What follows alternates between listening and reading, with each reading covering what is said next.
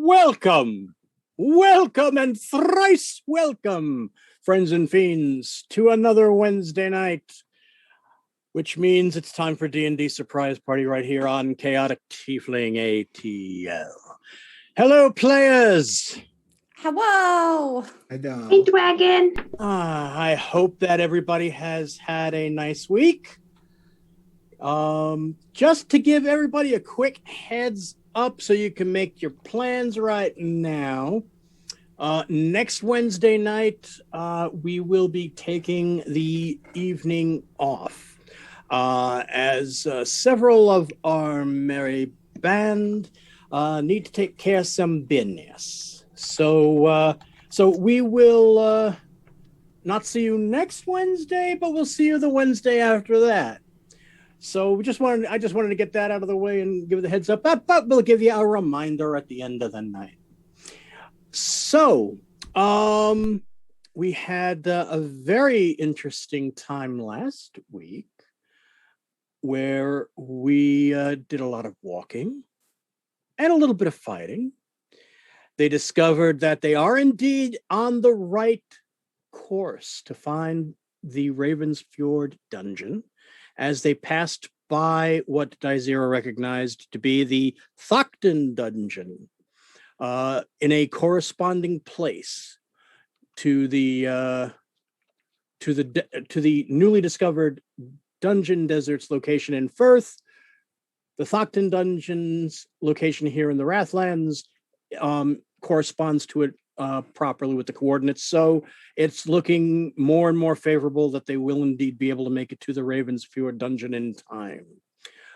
They discovered they were being followed by something very big and nasty looking. It was too far away to get a good exact idea of what it was, but it was something a little bit dragony, apparently. Even Agamemnon couldn't quite tell what it was. And then all of a sudden, it veered off to the west for no apparent reason.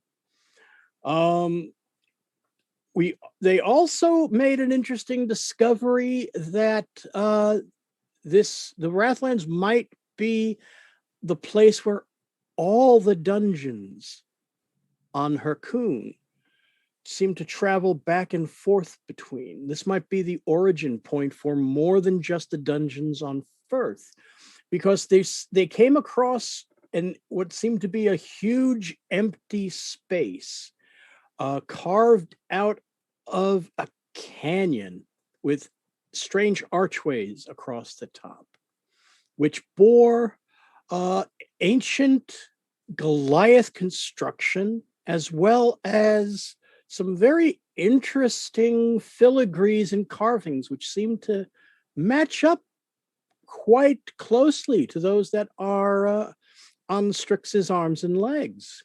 So there's another mystery to get into. And then as they were getting through there as fast as possible, because Squeaks was rather concerned about a dungeon reappearing on top of them, as you would be. And when they were accosted by a pair of giant Girolon zombies, and having dispatched them, they made their way out of the canyon. And that's when we did a little bit of a time jump to about 10 days later, when they found that when they saw the Thakton Dungeon, so they knew they were on the right track. And they're still about anywhere from 15 to 20 days away from the Ravensfjord Dungeon from their present point. They also discovered through Squeaks's magic awareness and Salthus's detect magic that there are varied patches of ambient wild magic, much more powerful than those that are fairly commonly encountered on Firth. And this was causing some of their spells to be a bit more enhanced. It would seem to explain Squeaks's attack on the crabs, with the vines growing to be actually entangling vines rather than just a a movement impediment. And Salthus noticed that his unseen servant was going at a much faster pace, and his detect magic had a little bit further range to it than it normally does as well. So the wild magic seems to be blanketing certain areas, more in some areas, less in others. Just the same way that it goes on on Firth, but it seems to be a lot more intense here in the Wrathlands for some inexplicable reason, other than possibly the great cloud of strange magical forces in the skies above.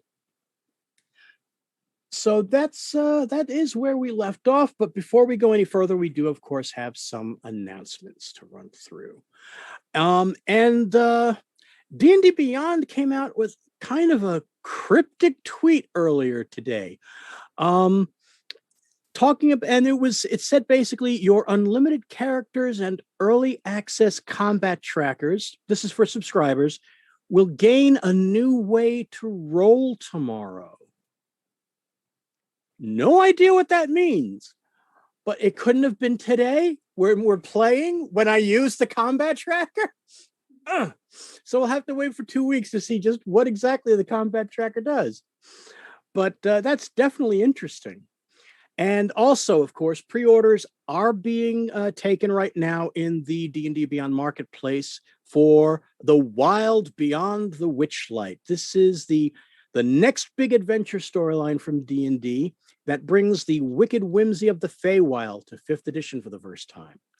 And you can tune into D&D Live 2021, presented by G4 on July 16th and 17th, for details including new characters, monsters, mechanics, and story hooks suitable for players of all ages and experience levels.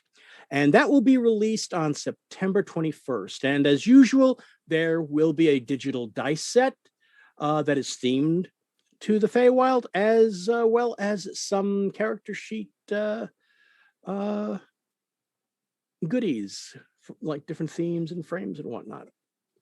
Now, pre-orders are also being taken for Strixhaven, a Curriculum of Chaos. And this upcoming release is set in the Magic the Gathering world of Strixhaven, and it deals with a college of magic. And you can actually find an Unearthed Arcana over on the D&D website, dealing with the different subclasses that the school introduces. And it's not just for wizards.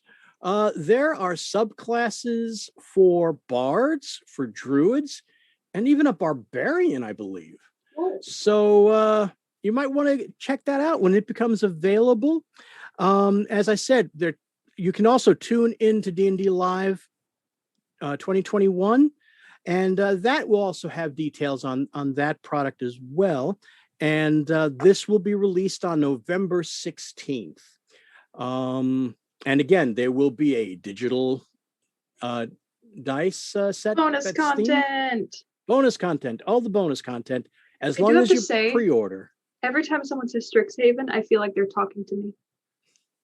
Seems like a good place for you. Yeah. Yeah, it just might be. So, as we get closer to the release dates, I'm sure there'll be more details that D&D Beyond will be letting known as far as like what the dice sets will look like and what the other cosmetics will be. So, and thanks again, D&D Beyond, for sponsoring Surprise Party. So, Trav, I believe you have something up your wizard's sleeve. Look, sleeves are bullshit, first of all. Sleeves are bullshit. But character art is not bullshit. And if you need character art, probably your need for it is never ending. Probably your need when you're making character art, you need for the art asset choices to be never ending. Or you're like me and you make characters that you never play in a never ending loop. Damn it. But never ending the app can at least help you with the art, if not the addiction. $9 still on sale. You can get subscribed for over a year for $9. $9. That's nothing. It's nothing. Less than a pizza. Get on that while you can. follow them at Be Never Ending on Twitter. You can go to BeNeverEnding.com to learn more about what they're doing and what they're offering. Go straight to the app at BeNeverEnding.app, or you could hope that this ad is not never ending, but it's for never ending. Back to you, Dragon, before I say never ending 5 more times. Thank you very much, Trev. And thank you, Never Ending, for sponsoring D&D Surprise Party once again. So, well, we talk about it all the time, but we can't say enough how much we appreciate and love Chaotic Tiefling ATL. Our home and extra family, so to speak, which is, of course, the brainchild of our beloved Offstage Oracle and coordinator of all the chaos, and she who booped the chaos's nose, Babs the Bat. Hi, Babs. Hi, Babs.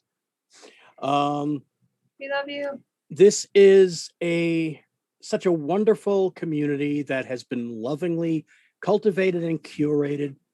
And I know I say it all the time, but I can't help it. It's because it's true that I couldn't have done Surprise Party anyplace else, because everybody in this community on the Discord server, everybody just gets along so great. We've all performed with each other or played with each other in various aspects in different arenas, and it's just such an amazing feeling to belong to this community, to this family, if you would. But the thing is, there's more to Chaotic Tiefling than just our Wednesday night shenanigans, because there's also, of course, What Streams May Come, the monthly Shakespearean presentation hosted by our wonderful friends Finnegan Archer and Jessica Skellington, and we put on shows with which the actors are randomly generated through the mysticism of spreadsheet randomizers, and then that list of names is then cast purely randomly. And let me tell you, that randomizer is batting 1,000 on quite a few shows, because if you didn't see Henry V last week, Man. you missed out on an amazing performance of the title character by one Ellie Collins. Ellie! It's not Henry V anymore. It's Ellie V forevermore. That show alone spawned Never-ending. more t-shirts than the past 3 months of other content. I'm still there's trying food. to sort through all the shirts and try to see what I can possibly get away with. Step on me, my liege. Come on. There are a few that I probably won't be able to even get by with the Shakespeare really wrote that section. But anyway, we have a lot of fun. I don't have the info in front of me at the moment, but we will be doing a 2-parter in July and in August. August being our streamiversary of What Streams May Come. And that 2-parter is going to be the Melancholy Dane Hamlet. Yay! If I remember correctly, it's going to be July 24th, and Awesome. And That's then 2 sounds- weeks later in August. and then either the 7th or the 14th of August. It'll be 2 weeks, right? It's the second 2 part weeks will be later. 2 weeks, and Oh, So It's that'll my be the 7th birthday. of August. they're also being very coy with the possibility that the cast might be re-randomized for the second part. Mhm. So it's all kinds of chaos, y'all. But that's what Chaotic Tiefling is about. That's our brand. That's on brand. It is very It's on brand. So, but there's more to it even than that, because there's a little something that goes on. If you want more D&D goodness, Mhm, well, mhm. hey, Celine, why don't you tell everybody about the other D&D goodness? All the right D&D here? goodness. Okay, so I got to tell you, when we last left our wedding party, 5-point strike, they were on a boat, headed out to who knows where, because I don't think they ever told anybody. So if you want shenanigans and chicanery and a whole bunch of great adventuring and some wonderful storytelling with a wonderful cast, including our very own Finn, Jess, Bigby, who you can see right here in this program, Robo Goblin, who's down there in the chat, and Blaze of Gloriosa, plus our wonderful moderator and DM, Strike Red Kite. Check out Utharian Legends on Sunday the 27th at 11 o'clock in the morning. And PST. CEST. EST. 11 a.m. EST. And figure out where they're going and what they're going to do with their mystery package that they're not telling anybody what it is, except it's a dragon's egg. Spoilers. Well, you cracked that egg. Now we're going to have one big ass omelet. They knew already. Did you, though? I did. Tune in to find out. Your guess where they're going is as good as theirs. Yep. Plus, you never know what guests might pop up. Oh? Anyways, moving on. So thank you very much for that, Celine. And now, I mentioned earlier the shirts. Now, some of you that may have been tuned in for the last couple of weeks, yes, like Surprise Party over there. And of course, we have Delvers. You see it comes in other colors other than just black. Some of you may recall that earlier this season, a few episodes ago, I received a cease and desist in my commercial mentions of my tea public shop by one Mr. Finnegan Archer. Allegedly by one Mr. Finnegan Archer. Allegedly by Mr. Finnegan Archer, because I spoke to my dear friend Finn, and he doesn't know anything about the cease and desist. Dun, dun, dun. He was very, very genuinely confused. And let's face it, a bard knows a bard. I can tell when he's not exactly 100% honest, but he was. I rolled very high on my insight. And so that means that this was sent by an imposter. Dun, dun, dun, dun. There's an imposter among us? How sus. Not sus at all.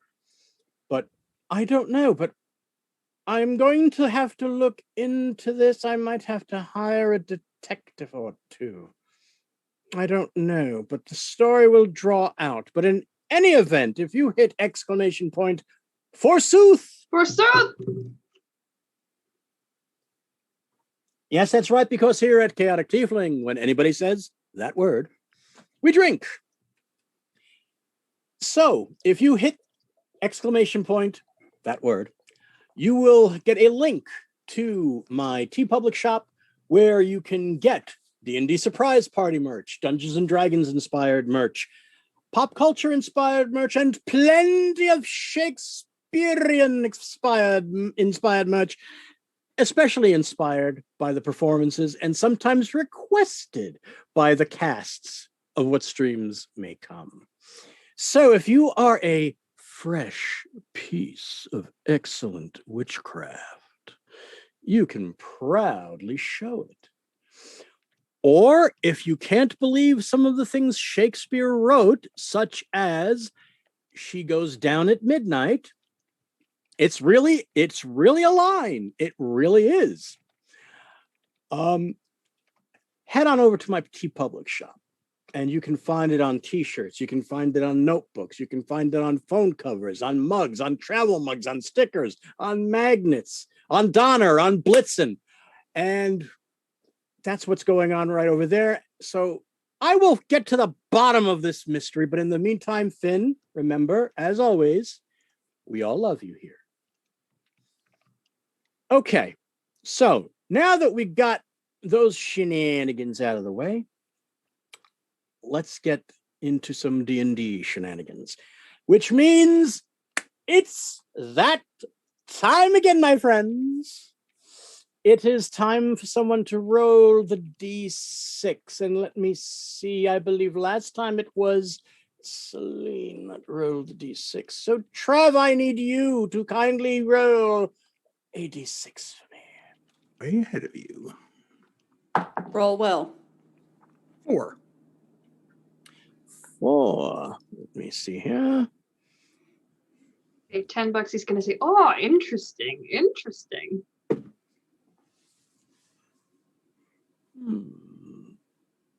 Curious. You played yourself there. Fascinating. Most curious. All right. Curious Well. and curious. You know what they say about curiosity and the cat? Oh, sorry, Lydia. No, that is not a spoiler. Don't do that when you roll a surprise die and then say that immediately after. Sorry, very sorry. Sorry, not sorry. What? Wait, no, anyway. So, all right, when I have the chosen selected. So, you find yourself at the location of or you can see the top of the ziggurat of the Thakton Dungeon. And you basically started running after you saw that winged creature in the sky. For the record, only one person ran.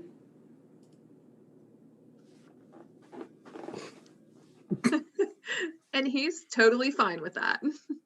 Just for the record, I only regret one person nothing. ran. Click. So, you have decided that you're going to ignore the temptation to go check out any part of the Thakton Dungeon and continue on the road to Ravensfjord, yes? Indeed.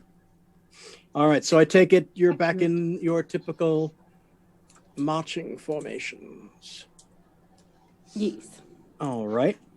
For the record, I will also say that over the last 2.5, 3 weeks that you've been out going, you have encountered a couple of more critters here and there. You took down another 1 or 2 of the smaller skull worms.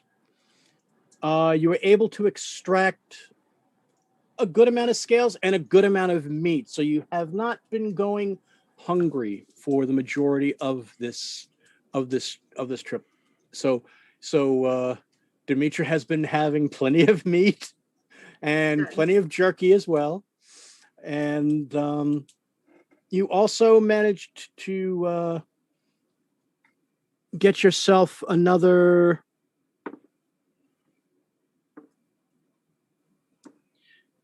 7 of those crab eyes, of the earth crab eyes. Bringing So out that's a total to 12, if I recall correctly. Yes. Have there ever been any edible plants? Not so much, although when Squeaks has gone into his rage, some of the vines have actually proven to be a little edible, and occasionally some mushrooms have popped up as well. Wait. Are we really going to eat the magic mushrooms? Yes. If you don't, Danos will. Oh, That's all I'm saying. there's a big surprise. I'm going to have a heart attack and die from that surprise. Live by the surprise, die by the surprise. This is Surprise Party. We're on brand. We still don't know who the surprise die was. So, I will say that, well, you know what? For the first time that you tried the mushrooms, everybody give me a Constitution save. I am not eating those. I am absolutely eating those. I believe myself incapable of eating those. That's a 15 on the con save. That would be a 10 16. for me. That's Oh wait, that's no, fine. that was a check. Hold on. I guess it's the same. It's fine. Okay. Did anybody else try the mushrooms? I'm Other not than- going to try a magic mushroom. No, no, no. Alcohol I can get behind. So only 3 Mushrooms, of us are idiots. mushrooms that show up when a bunny goes crazy, that's where I draw my line. Oh, that's Salthus is curious to see what they are, but he's not going to consume them. Okay. Danos, you got a nice little buzz. From the first time. Squeaks, did you try it as well? Yeah, I got a 16. You got a little buzz from it, but then again, you've probably tried them yourself before, so it really didn't do anything to you. Demetra. She was gonna try them. She's The first She's been in this would be nature the all her first the life. first time that these mushrooms popped up, and you find yourself purring a lot. Oh, that's adorable. Demetra, And your pupils are dilated, and everything looks a lot brighter than it normally does. Especially in this world of Twilight, it actually looks like sunshine and lollipops. In fact, literally, sunshine and lollipops. The trees all look like lollipops to you. Do I like lollipops? Well, suddenly you're wondering why all of a sudden Demetra is going over and licking a dead tree. I mean, She'll get over it. if you can't beat them, join them. Guys, do you see this? Do you see this tree? It's a tree, yes. Tastes fantastic. I You lick have to the try tree. this. Somebody try this. I lick the tree. I feel You like we can peer pressure Danos into pretty much anything. I feel like me and Demetra were the first to try the mushrooms, and Danos is just like, all right. Oh yeah. Oh You- yeah. Danos, you get a splinter on your tongue. Do I take any damage?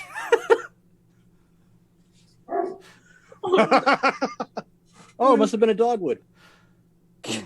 Oh, Well, at least Boo. its bark is worse than its bite. Boo. No, you don't take any damage, but Okay. you have to have somebody take the splinter out of your Ugh. tongue. Mage Oh, I- hand. I South just is- thought of a joke, but my brain said, no, Mom is here. Southwest. What? I can use mage hand or I can use ray of sickness. Pick one. Mid hand, please. Takes care of it. I regret nothing. Okay. Demetra, your pupils are dilated, and you are acting unusual. everything here just looks fantastic. I don't understand why you aren't freaking out like I am. I mean, there's lollipops like literally springing out of the ground. Like, Do not generally freak out at all. May I make a medicine check on Demetra? What is the last thing you ate Sure. or consumed? I'm happy The to last thing I assist ate with were- that. I was eating some of those little mushroom things that Squeaks and Janice were eating. Don't think we need the medicine check anymore. Yeah. It'll be all right. Don't worry about it. That thing wears off pretty easily. And in about an hour, as you're just walking along casually, it kind of hits you back to where the real world is. And you realize that you must have licked about 4 or 5 different trees on the way. Somehow, miraculously, you didn't get any splinters. Well, cat-like creatures have like a Rougher very tongue. rough tongue, right? So they can lick like bones clean and stuff. She probably got some bark that she got to eat. My tongue feels weird. Amazing. This is why you never get high alone, kid. Oh dear. She's not alone. I'm Don't- not alone. Those lollipops looks really good. Don't do drugs, kids. Especially Yeah. not in a miserable, mystical wasteland. Yeah. The more you know. Anyways, we continue. So you also managed to procure enough of the scales from the skullworms to put another few water skins together as well, following the same procedures that you used for the first 2 or 3. So just about all of you have your own personal skullworm hide water skin. And you also were able to get a nice chunk of another few chunks of the crystals from the crab claws. Sadly, you couldn't get another whole crab claw, but you were able to get various sized chunks, which will still probably bring a pretty penny on the open market. So you've had a couple of other ones. You also had another couple of encounters with some undead. So fortunately, it was right after the first time with the lollipop with the mushrooms. So the taste didn't go down too bad in your mouth this time, Demetra. Wow. When the I skeletons just have a popped lot up. of conflicting tastes going on right now. So With all these encounters, how much XP did we gain? well, we'll talk about that later. But I'm kidding. but Or Demetra got like caramelized ash taste in her mouth for those. Ooh.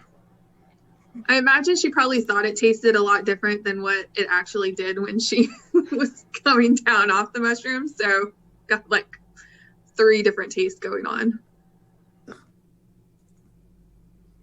okay, you've been able to collect between all the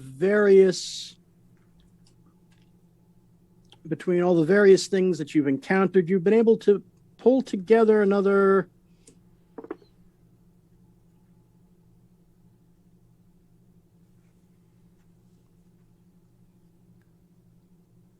I was kidding about the XP. you were able to find basically the equivalent. They're all like old. A lot of them are older coins, yet some of them were more recent vintage.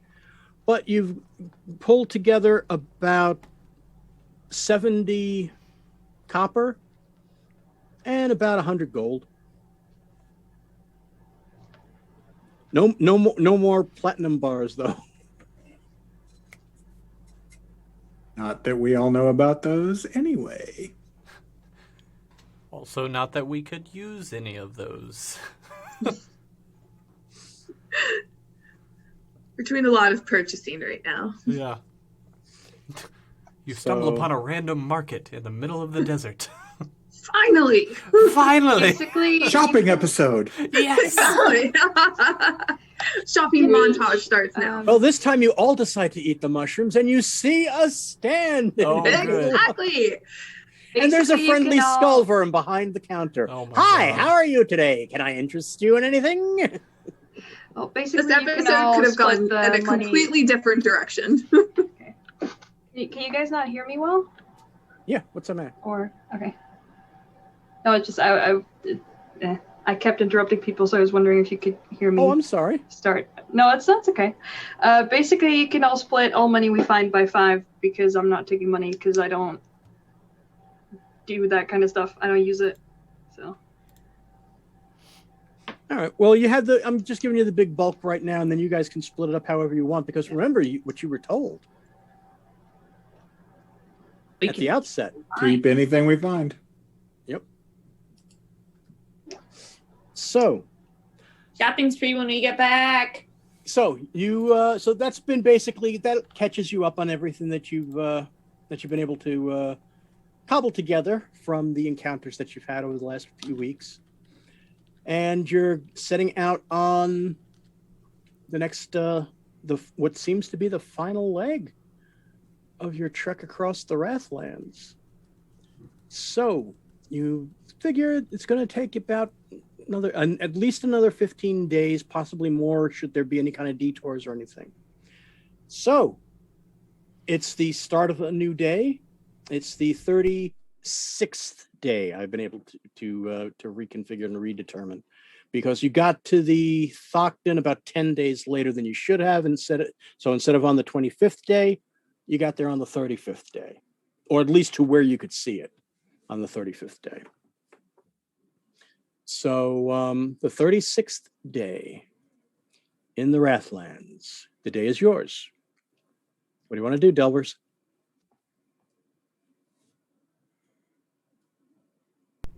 I would like to prepare my spells for the day, and I'm going to do that. Nah, we don't need spells. You crazy? Nah, we do need spells. Who am I kidding? Yeah, spells would help. So make sure that you check off your a long rest again. So this way, any spell slots, any hit points, any conditions, like being poisoned by an old bottle of rum. Delicious bottle of rum. I think I already did. If you like the taste of isopropyl alcohol, sure. So let's. What do you folks want to do? It's same as always. And the thing is, too, there has been absolutely no rain the entire time that you've been going. You found a couple of questionable pools here and there, but purified water was able to pretty much handle that for anybody that had that. Groundwater, presumably. Have any of you ever been this far away from home for this long? No. Other side of the world, I don't think so. I've been a lot of places, but never here. I don't recognize any of this. This is all foreign to me. I got a dream about it once. What did you see in your dreams, Squeaks? I think there's a lot of cotton candy. I did not eat well that day. Right, that kind of dream. Yeah. Did you have some mushrooms beforehand, perhaps? Shh. Okay. I know exactly what you're talking about now. Well, The land of candy. It's deceiving. as far as I can remember, I have never been away from the main office for this long. It is strange. Did you wake up in the main office? Not entirely. I was brought to partial awakening in the dungeon as they were testing if I would still function at all. So I have vague memories from that point on. But I was very quickly delivered onto a working station to be repaired. Did you ever go back to that dungeon? I have not had the opportunity. It was quite a long dungeon, I believe. That's fair. Was that like a 500-year one? It was a 100-year one. 100, yeah. It will probably take another 90 or so years. If we are correct about the way that the dungeons traverse back and forth, it's quite possible that the Ravensfjord Dungeon may turn into a expeditionary elevator. You could go to that dungeon and spend 90 years in it on this side. That would be cool, but I don't think the Wrathlands are quite safe enough for people to start making trips here. Ain't exactly a vacation spot. No, but a properly formed expedition, prepared for these conditions, possibly. It would work. I have not thought about that. I have found purpose in Delvers, and I did not have purpose before. So I don't really see a reason to go searching, unless it is for academical purposes, But then I myself would not need to go. I think we all found something in Delvers. Why we're here, ain't it? It's at this point that you hear, hold please, click. Hold please, click. Holding. Oh, you're doing the thing again. All right. And he opens his beak. And you hear a voice that you recognize, Danos. This is Vogrun. Can you hear me? Yes. Danos, can you hear me? Yes. If you can, head to the Ravensfjord Dungeon. This is the first that Agamemnon has gotten to us. All right. That's what we're doing. Yep. Got it. I don't think he can hear us back. Full. Danos is still saying that out loud. And Agamemnon's beak closes. Transmission has ended. Click. We actually got a connection. Right. How Well- much do you Excellent, think our Agamemnon. taskmasters and mistresses know about the Wrathlands connection? Assuming they didn't do this on purpose, which, given what has happened so far, I don't think they did. I don't think they know anything. By They my might- data, they know as much as I have shared with you. Yeah. They might have... Taskmasters and taskmistresses certainly don't know, because Corbin definitely would have told me something about this before we left. See, you're assuming that they will tell you things. I know Corbin. And you notice they didn't tell us we were going to a mystery dungeon. They kind of packed us up, all lies, put us on our carts, and then we showed up in a random spot. They did tell I will me. tell you, I will tell you from personal experience, if my mother decides that you don't need to have information, she's not going to tell you. And the taskmasters are all the same. No They're offense, all but the same. Corbin ain't your mother. Corbin's my best friend. And he would not have sent me into the Wrathlands completely unprepared like this. Not if he could help it. This is all very interesting. But didn't we get the time thingy from... Who did we get the time thingy from? Southus? From Reznov, my taskmaster. Reznov is your oh, all right. That is quite puzzling. Click. I thought I had a point. Click. I do not, in fact, have a point. I've been regularly trying to communicate with Vogrun, click, as I was instructed to. I would not have been communicating on a regular basis with anybody else. Click. But I assume that your attempt worked for the first time. This time it seemed to have gone through. Click. I do not know why. Interesting. Insight check. Mm-hmm. Hey, Celsus, you think we're in another wild magic thingamajigger? 7. Quite possible. 7? 7. You feel sorry for him and hope he doesn't lay another egg. Yep. Okay. So, Weeks, either you could look around or I can take 10 minutes and do the same thing. I mean, I'll take a look around. Use magic awareness. Okay. If I notice anything. You sit down and you take your breath in and you set your mind to just open as you have before.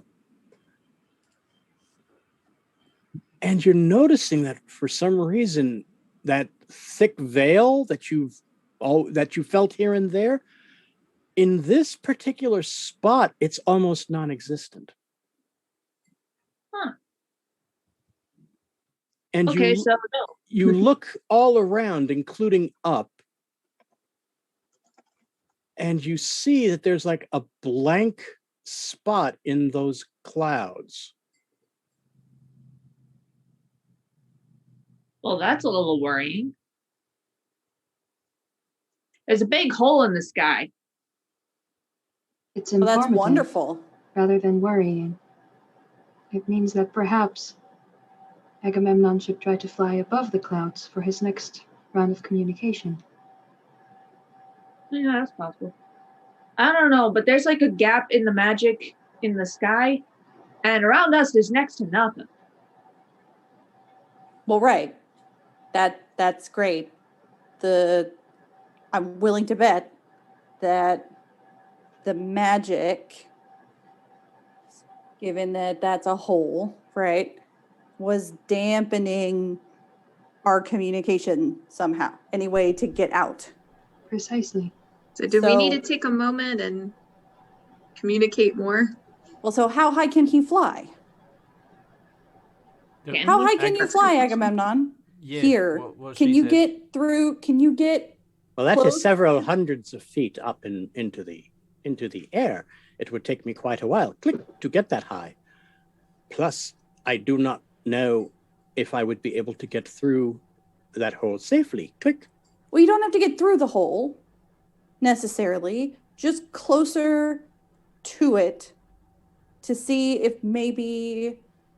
And okay, get closer to the hole, try to send another message, and see if it goes through.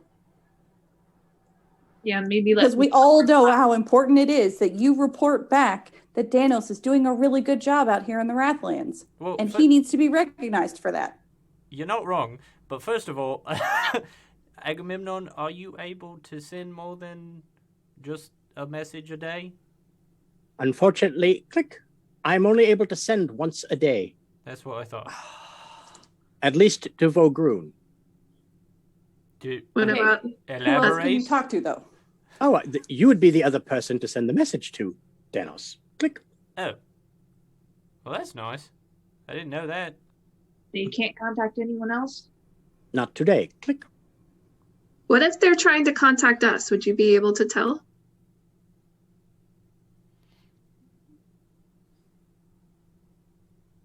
I honestly do not have an answer for that. Suspect we saw what he would experience if they were attempting to contact us back. Danos looks It like might have just simply taken been. aback. It might have simply been the reaction to my sending.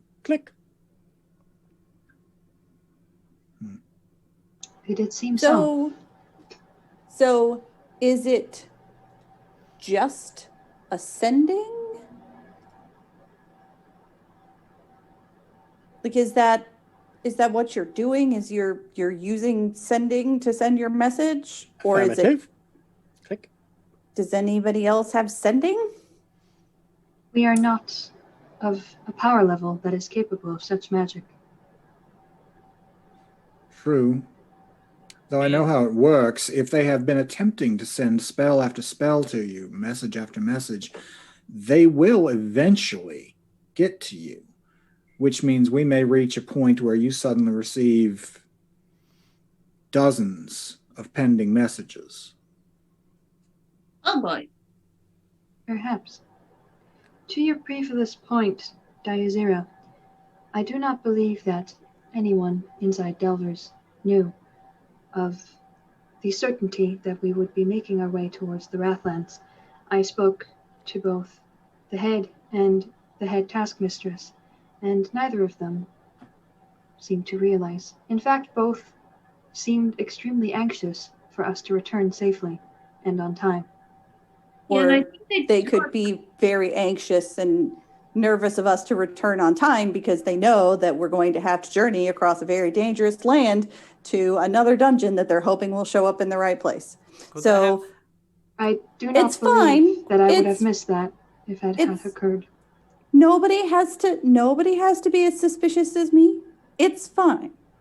I'm just saying it seems pretty convenient and also inconvenient at the same time that they just happen to know that they can use chronomancy to send us messages, and they just happen to do some things that they have done, but it did could not all be seem like they coincidence. knew. It seemed like they were trying everything they could, and some things worked. Cool. Dazir said something that jogged my memory. Could this have something to do with the timey-wimey things that have been happening? Good. I'm not... What? You want to have a really bad time about this, though. Consider this. It's quite possible that Reznov sent us that message, which we received 30 days ago, from about 20 days in our future. That makes my brain bleed. I don't like that at all. It's quite possible, in fact, and this is where we get into paradox, that the only reason Reznov tried that is because we told him he'd already succeeded at it. That is possible. Oh, yep, I've got a headache. Yep, there it is. Yeah, best not So think what too does this deeply on all it. mean? Means we'd best proceed forward. The only way out is through. I don't believe we will find our answers here, but I also don't believe it is productive to distrust the only connection to the outside world that we have. Like I said, you don't have to think the same way I do. It's all good. Suspicion is how I make my way. So you trust no one's judgment but your own. That's a sad way to live. That's a pretty self-sustaining way to live, in my experience. Same here. I've gotten wrong so many times that I tend to only trust myself. Well, yeah, but none of us are meant to be self-sustaining. No creature that I've met lives alone and manages to get by just on its own. Pretty much everyone has to have a support network. Gotta have someone there. I'm not saying you're wrong. I'm just saying, in my experience, that is not the case. Then you Look, need to find a new In my place. experience, Trust but verify.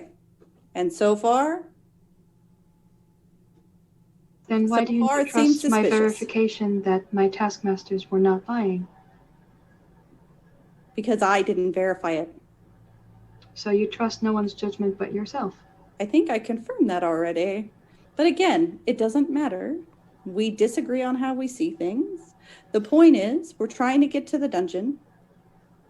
I do not necessarily disagree. I just do not understand. We will not always understand everybody's point of view. No. It is the way of life. My brain is already bleeding talking about all these abstract thoughts. Can we continue? I would suggest that we break camp. We can continue to converse on this on the march, as it were. I'm just saying, if y'all can't trust your friends, you need new friends. DM, are we ending the day or starting the day? This is the start of the day. Oh, this is the start of the day. Yeah. I thought we How just got lofty here. philosophical I was questions under the beginning of impression day. that you'd already been going along for a little bit. Yeah, I And that's figured when we you were came to walking the- and talking. And Yeah, that's when you came to the point where all of a sudden Agamemnon says, "Oh wait." Right. I misunderstood. I'm sorry. That was my Yeah. mistake. So we're Yeah, still that was walking. why you were prepping spells to start your day. Yeah, okay. All right. Then we did that and moved on, apparently. That's, My Wibbly apologies, wobbly, Dr. timey Zira. wimey. I did not mean to upset you. You did. You didn't upset me. It's just the way things go. Then Weirdo. never mind. Right. Anyways, continuing on. And I walk by and I kind of fist bump Dazira. She reaches up and Oh, yeah. back. I forgot I'm like 7 feet tall and you're like 2 you're feet punching tall. down, Danos. Come on. She goes, yeah? So before we leave this area, because we do appear to have some sort of break in the interference, does anybody have anything that we think might get through just to give it a shot? I have nothing. Tell them we're alive. Honestly, they probably don't even know. Nope. Is there a way they can tell if their message arrived? Yes. They will know if it arrived. Okay. Yes. Such is the nature of a sending spell. Affirmative. They must know Agamemnon is still in function since they responded to his message. And since Understand. Agamemnon did not send a message saying we are all dead, they must know that we are still alive. As of today. The What message was the message you sent, Agamemnon? The message I sent is the same that I have been sending, click, for the last 2.5, 10 day, click, which is marching towards Ravensfjord Dungeon. Possible location, click. All are alive, click. Danos has not stolen anything, click.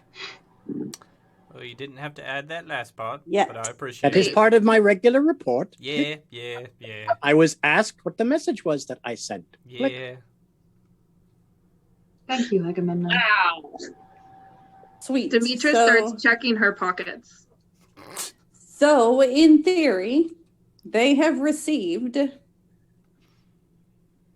40-something copies of that message, of that sending, all at once. Possible. But So, in yes. theory, As They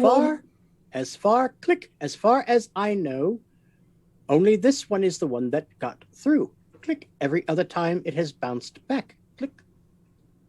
As I had told you a few weeks ago. Click. Mhm.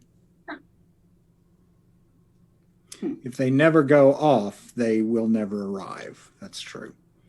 The ones from them sent in an area without this interference may be hovering about in the astral, waiting to be able to make a connection. Oh boy. Interesting. All right. Well, if there's nothing we can do at this point, Dragon, if I look up at the sky, does it look like that spot is pretty like stable? Does it look like it's swirling, like it may close, like It's very high up. It looks to be the same because you don't have a magical type vision to see it, whereas Squeaks had his awareness. So there seemed to be like this opening. So so it doesn't look any different to me. So it doesn't okay. look that really different to you. You do notice though that there's a little bit of regular looking sunlight coming through though. Okay. So Salthus, Squeaks, whatever it is that's up there that's letting this kind of sunlight come through, does it look stable? Does it look like that's just kind of a stable hole, or does it look like it was a kind of freak of nature thing? Does it? Everything about the Wrathlands is a freak of nature in some way. Yes. And Dragon magic does is not strange say- too. But Nature check to see if it seems to be behaving like a weather pattern. Can I make an Arcana check to see if we now can conclude anything magical about this? Yeah, if you all want to give an Arcana check, go right ahead. Okay. Are you So rolling, Laura? Yeah, I have a +5. Do you want So to do add I. yours? If you want to Yeah, add to your, please do. if you want to Right. add your nature to it, you can too. Ah! I dropped my die on my foot. Okay. That is a 23 total with +10. Okay. Considering that next to nothing is known about the way things work in the Wrathlands, you do know that you are among the rarest of people to have any sort of information on anything in the Wrathlands. Because it's pretty much a forbidden zone almost, just from the fact that it's been long suspected this was the source of so much of the undead. And the more bestial and, well, evil dragons that would come and plague, well, Thrid mostly. There's that wall there is for a reason, and they try to keep people from getting in just as much as they want stuff to not come out. But even with that, you do notice, for example, Squeaks, you do notice that it seems to be circling, and it's a very slow rate, but it seems to be circling inward as if it were sealing.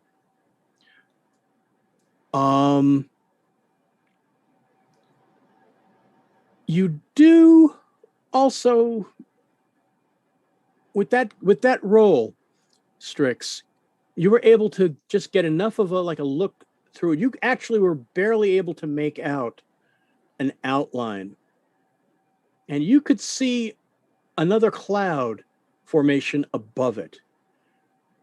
So it's almost like this phenomenon, this cloud phenomenon with the strange mystical energies in it, is almost like another layer. It's like a sub-atmospheric layer. Something happened that may have blown a hole in it. It could have been some magical explosion. It could have been something divine. Who knows? It's something that might have something just disrupted this cloud for a small time, a small size, and for a small time. Are there any historical records of this cloud cover ever not having been here or getting constructed, for example, by people from the outside to keep everything in here, or any like cataclysmic things that happened after which it appeared? There have been, keep in mind too, that the wall is almost impossibly tall because it's meant to keep things in there, and that it was built by dragons. And there are some that say it was built by the draconic gods themselves to keep things at bay. Because the stories that everybody knows, the tales that everybody knows, is that the Wrathlands were created by the spewing of venom by Tiamat herself, as well as the machinations of her various spawn. Yeah, that's why I was thinking this cloud cover might not be something that comes from the venom, but that comes as protection from the venom, because venom in a literal sense can harm, but venom to the mind, if it got out of this place into other people's minds, by venom, the venom is mostly spent. It was meant to scar these lands. It was meant to deface. So it was basically meant to as like an acid spewing to destroy this creation that that Bahamut was more or less tasked by the higher gods to watch over and to create. And Tiamat, of course, didn't like that and set out to try to destroy what he was making. All right.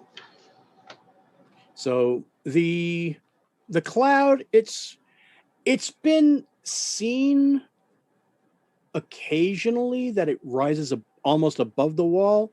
So it's thought that there is like an old tale about and an old saying like the clouds of the Wrathlands. Okay. We are seeing this from an angle that almost no one who has ever survived to tell has seen it. Accurate. No one, in fact, No one we know in of. recorded history. There is one person, and that everybody has heard the story that there was a sole survivor. But not this phenomenon, at least not as far as Not we talking about this phenomenon, but there is supposed to have been a sole survivor, and Strix, you do know for a fact that there was one such survivor. And There that's has been one he was other. he was in a dungeon on Thrid. I'm not sure that materially makes a difference aside from the number of dungeons that appear in Firth compared to the other continents. I do not know if it is of importance, but it feels like sharing every bit of information that seems connected. Certainly. You never know what's going to be important. Exactly. Something might trigger a memory or an association.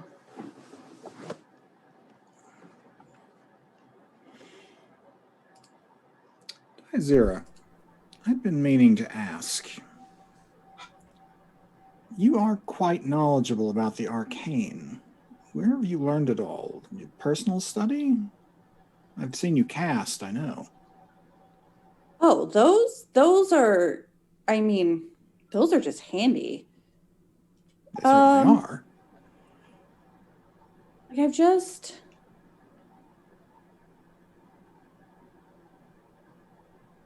so other than my mother, who we've all met, the rest of my family runs an inn. And it was just useful things to know. When you're cleaning a room, to have the servant do the thing while you're taking care of other things that it can't do. Obviously, cleaning services, prestidigitation is great for that. But it's just, it's A natural talent always known. following the family line. Yes? Yes. Yes. I am familiar with this. Thank you. DM, Yes. has Danos ever been to Thrid?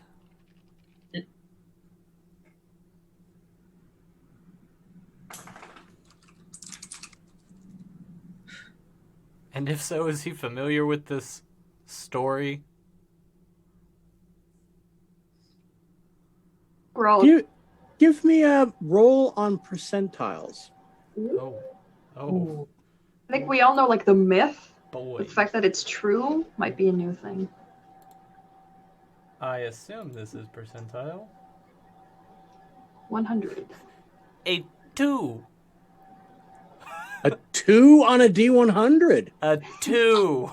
That is honestly impressive. You have, in fact, been to Thrid. In fact, you were there before getting incarcerated and caught. We don't gotta talk about all that. It was in your file. You actually, Danos, I'm going to say that you actually are from Thrid. How about that? Cool, I'm from Thrid. You were raised on the streets along the Scorpion Coast. The Scorpion Coast, it's literally shaped like a scorpion's tail. Love it. There are numerous ports, cities along the Scorpion Coast. And the Scorpion Coast is quite infamous. Many a pirate ship have set out from the Scorpion Coast. Sounds about right.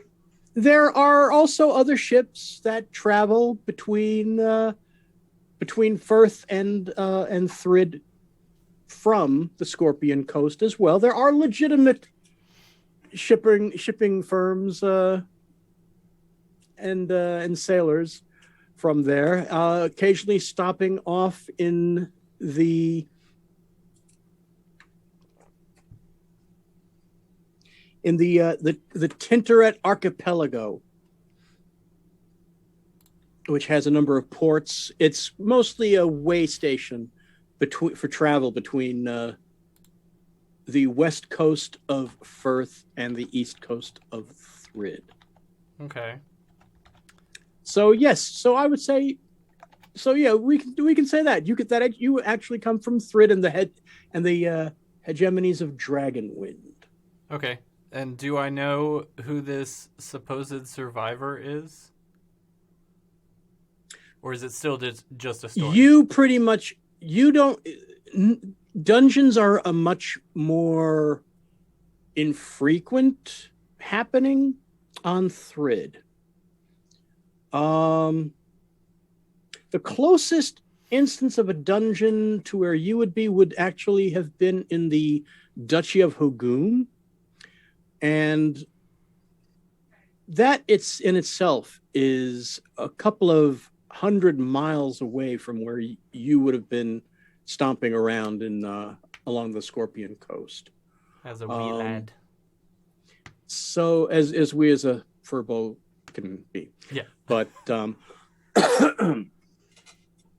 but the in any event, it's not that common to be heard about at least the any kind of like the Delvers, or it's not much is known at large.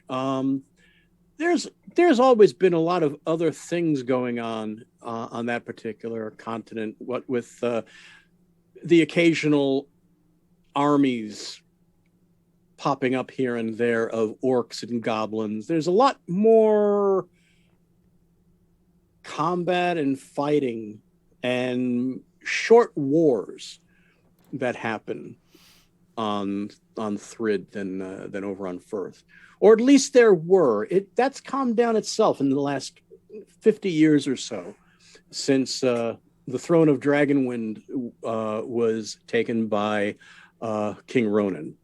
Okay. So no information that I can recall specifically regarding this survivor on Thrid. Nothing that you didn't hear from your teammates at Delvers. Got it. Okay. Cool. But there you go. You have new backstory. For a 2 on a percentile dice? Woot. My DM brain works the same. Yeah, so I don't know anything regarding this survivor, but I can tell you all that I'm from Thrid, and I still don't know who this person is. So whoever it was either very powerful or blowing hot air. Mythical. That one. They do, in fact, exist, but I believe it is assumed that they wanted to either forget the experience or not be endlessly questioned on it, and thus decided to disappear. Yeah, You will not have that option. I don't want that option. You kidding me? I'm torn with this. I guarantee when we get back, we're going to be endlessly questioned. Woo. I'm so excited. Shall we continue? That's... If you would like, I can just turn all our experiences into writing before the fact. That would be super helpful. Yes. Literally, It should make their questions much more targeted. Literally, the last thing I want to do is sit in a chair and be questioned for hours on end. If you want, I can answer the questions. This might be I am a bit of a point glutton. to ask. What do you all think of these depictions of you? It's hard to keep a straight face. I pull out of my chest compartment. I said about 30 days ago that I wanted to start drawing you all. So for 30 days, I've been refining accurate depictions of you guys, but like at your best moments. So like for Squeaks and Demetra, that's while slaying a monster. For Diazira, that's like with a bottle of rum at her hip, like a good bottle of rum at her hip, staring up into the sky and looking very smart, but also cynical. For Solphus, that's like working on a circle, a conjuration circle, while also sideways talking to one of us, so that you see like both his like work with the arcane and his profile. For Danos, it's like having Agamemnon on his shoulder and like giving him a side-eye glance while also like cheekily grinning and messing with something in his pack. So I've like tried to capture what you've been doing for the past 30 days in these pictures Give so me that a I perf- can like Give me a performance check. Yay, I Can have somebody draw expertise. this in real life? That would be fantastic. Yes. This is why I picked expertise and performance for my maps and for this. I'm just saying, fan art is the best thing ever. Yes. I've been making fan art in canon of you. Okay, that's all right. 21.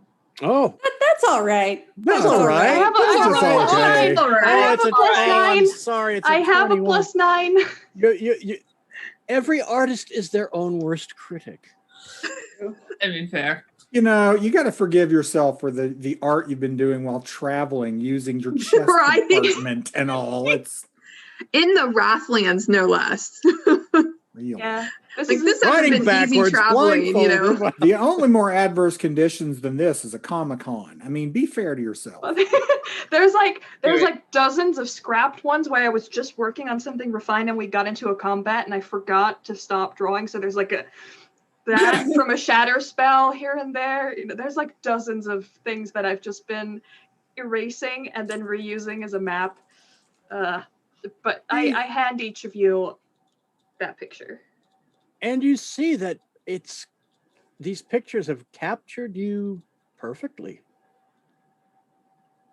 Oh, And although making a squeaking sound. although for some reason, Danos, your hat looks bigger than it actually is.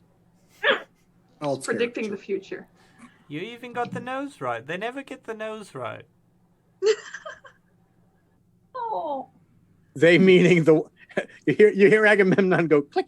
They meaning the wanted posters. Click. Did Agamemnon. That bit of his file was marked confidential. I know. Click. Am I just watching this conversation happen?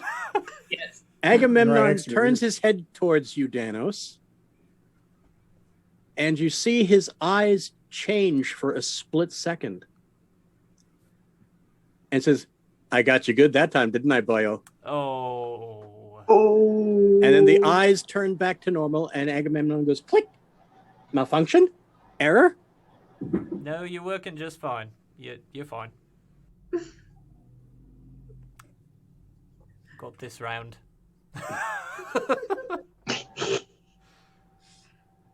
Are they accurate enough? Yes, no, this is beautiful. Can I actually keep this, or do you need this? Then make another one. Demetra's we'll looking fold at it it and like trying to do the pose that she has. Like I have it to the side and like with my battle axe, like Yeah, it's probably the killing blow where you use your smite and like killed that skeleton in one shot, but like on a desert background. So it's like radiant light and all the cool things. thank you so much, Strix. I finally have proof of some of my greatest moments. I feel like nobody's believed me when I've told stories of them before. Oh. Well, to us, you've demonstrated them daily. Yeah, we would have well, I probably would have literally died Several times. several times had you not done those great things.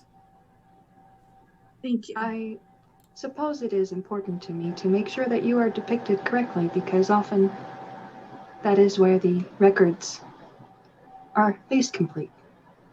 Plus, you would need to tell our stories if we died here. Right? You promised. Yeah, well, She kind of lets out this awkward little like laugh and then like straightens her face and checks with you if that was a joke. It was a joke, yes.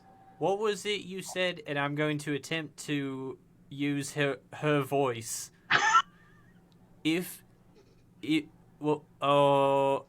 I don't remember what you said. Do not worry. If you all die, I will tell your stories to your families. Say it one more time. One more time. Do not worry.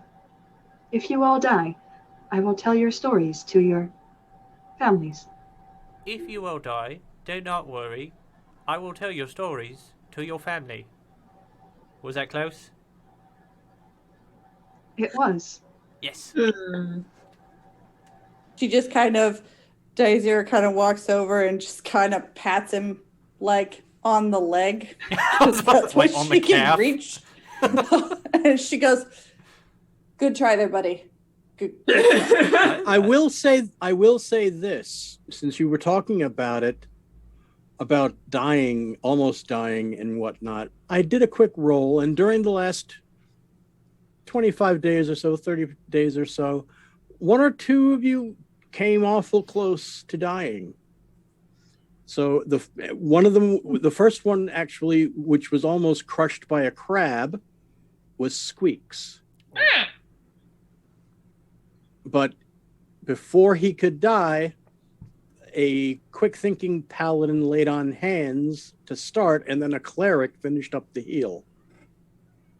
That's what we prepare healing words for. And Danos, you came within a hair's breadth of dying yourself. They don't call me lucky for nothing. Please say that Squeaks saved Danos in that instance, since it was a hair's breadth. Oh no! A fur's breath. A hair's breadth, and yes, that does not necessarily mean CPR. Oh yeah. I don't want that. Just let me die. Just let me Bunny die on next time. Furbolg, mouth to mouth. Okay. I'm not kissing that thing. Anyways, we continue walking. All right, so we decided that there's nothing we can do with the space above our heads. We can't really send any messages. We've kind of figured out it's not really stable, and we really don't know that much about it. We got some really cool art. For the record, Daizira looks at it. She looks up at Strix, looks at the art. You did this in your chest? I did. Very nice. And she rolls it up and puts it in her bag. Oh. Thank you. From the heart, one might say. Oh. As close of an approximation as I can get. That's adorable. That is the most wholesome thing I've ever heard. That is out of character. Danos does not say that. All right, so how long does your awareness last, Squeaks? Until my next turn. 6 seconds. I'll say just as I thought Just as- Selphus cast, not Squeaks, because Selphus lasts longer. Oh, No, Squeaks did. Mine would because he take, can- I said that either Squeaks could look or I could take 10 minutes and do the same thing.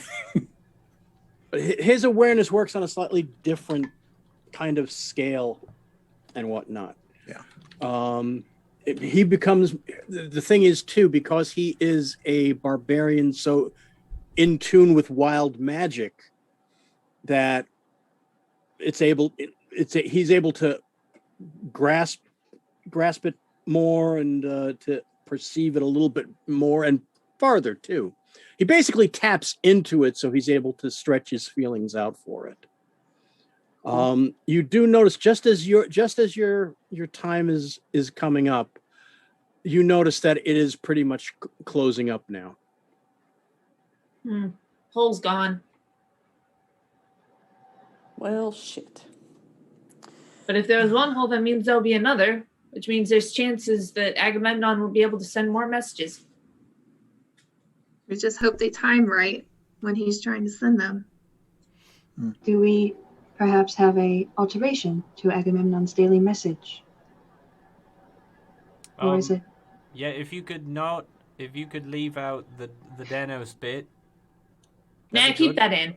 That seems important. That is part of my regular programming from Vogrun. Click. Yep, that's what I thought. Letting Vogrun know that we received one of his messages might be advisable. Did they get like a read receipt or something like that on their side? Also, perhaps include our estimated time of arrival at the Ravensfjord Dungeon at any given moment. I mean, in fairness, we know when the Ravensfjord Dungeon will hit, what's it? Yes. Earth. Yes. We know when the Ravensfjord Dungeon will hit first, so they'll expect us back at that point. That's our estimated time of arrival. Yes. I meant at the dungeon, just in case. That should give them an approximate idea of where we are at any given time. Yeah. Agamemnon, if you have a message and you see another hole like that, definitely do it then. I click. I cannot perceive magic. Click. I noticed the atmospheric indifference was gone when my message went through. Click. If Happenstance. if the magic is able to go through again, click. I will of course report on that immediately. Click. Right. So you talk. said an addendum. Click. Oh, just that we received their last message. Affirmative. Yes. Message appended. Click. Right. Thank you, Agamemnon. All right. Let's go then. Okay. Continue. Bigby's walk animations kicked in. We should go. All of a sudden, Agamemnon starts going. Animation. Yeah, It's a his conga wings are line like, of. It's the enemy interstitial would be a bunch going like this. love it, love it. As long as we're not Naruto running, we're fine. Aww. Dimitra, That's just squeaks. if I may ask, and please let me know if you are uncomfortable answering, but your physical strength is quite formidable. What made you pursue the route of a paladin? Well, I've been training for a while, and I was brought up in a village, which DM, you'll have to let me know which village that is. Yep, I'm actually working on several backgrounds for everybody to get a little bit more fine-tuned. Yes, so we'll just call it a village at this point. The family that raised me was a family of paladins. They found me when I was left out. Sorry, it's just kind of hard to talk about, but I don't really know where my real family is. I think what has happened is I was left from the pride that I was originally brought up in because I was too weak, and they left me for dead. And that's when my family that found me from the nearby village brought me in and raised me as one of their own. And since that time, I've been training, and that's always been something that I've always prided in myself is physical strength, because I didn't have it when I needed it most. And so I have always tried to make myself the strongest and the most formidable. At some point, as she got emotional, I would have liked to reach out, like to grab her hand or something if she lets me. And also, after you're done, well, I suspect that the time you needed it most has been one of the many times that you have saved our collective asses on the battlefield so far. I think we are all very grateful to have you here. Thank you. That is my goal in life is to help others. So I'm proud to be a part of your team. Not to Adorable. Squeaks is gonna try and hug Dimitra's leg. not to spoil I start purring because I feel like the warmth next to me. not to spoil this wholesome moment, but Strix, I believe that's the first time I've ever heard you curse. Is it? Strange. Can you do it again? What word would you like me to say? Anyone. Careful with that. I Is it now the time for a colorful metaphor, Captain? do not necessarily curate my vocabulary ahead of time. However, the chance that crude words come up in it is significantly smaller than civilized words. However, when with a group of adventurers, I have learned to more frequently use crude expressions. It seems to foster some kind of collective sense of belonging. Crude expressions such as... Until you say something rather blue, he's going to keep at this. Precisely. That would be very fucking annoying. Yes! Alright, I'm happy. Corruptive influence confirmed. Before anything else, I did want to try to say, Demetra, for giving that wonderful background where I know that you did not quite have one before, I give you a point of inspiration. Thank you. So on your Yes. character sheet, click that little spot.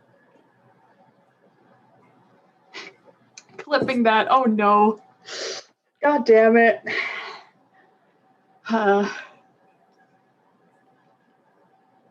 All righty then. And you know what? That is where we're going to take our break. That's a nice wholesome moment to take a break on. Yep, right on the F word. So, friends and fiends, Or we will be efforts. back in about 15 minutes or so. So by all means, go and hydrate, go and snack upon each other. Whatever you want to do, just go and relax and get yourself some nourishment if you need, or get rid of some nourishment if you need. And we'll see you on the other side.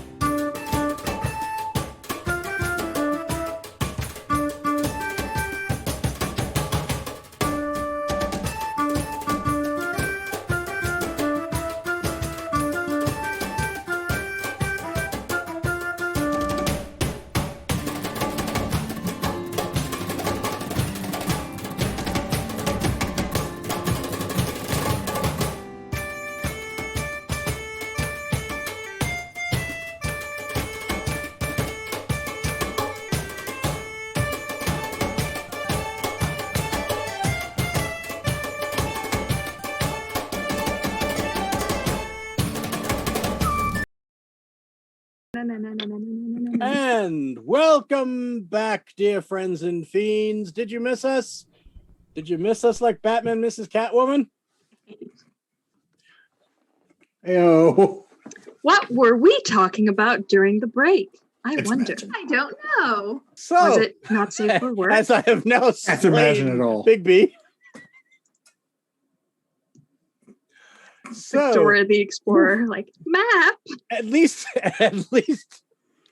hey, Bob, at least it wasn't you saying it, so your mom is fine. Everything, you're good. You should be good.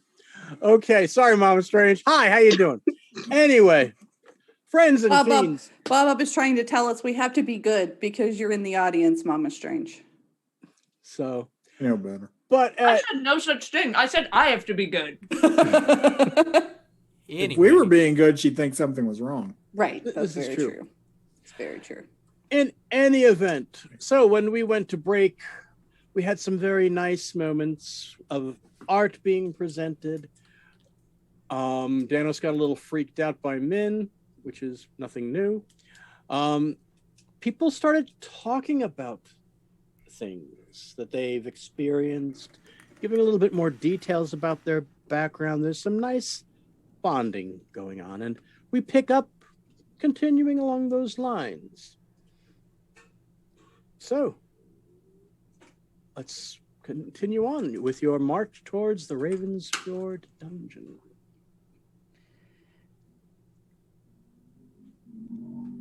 I think Squeaks looks like he has something to say. Okay. I was just eating carrots. All right. Well, I'll just making sure. Oh, where's my robot voice? I did Valley Girl on the break, and now my robot voice is gone. And now we've lost it.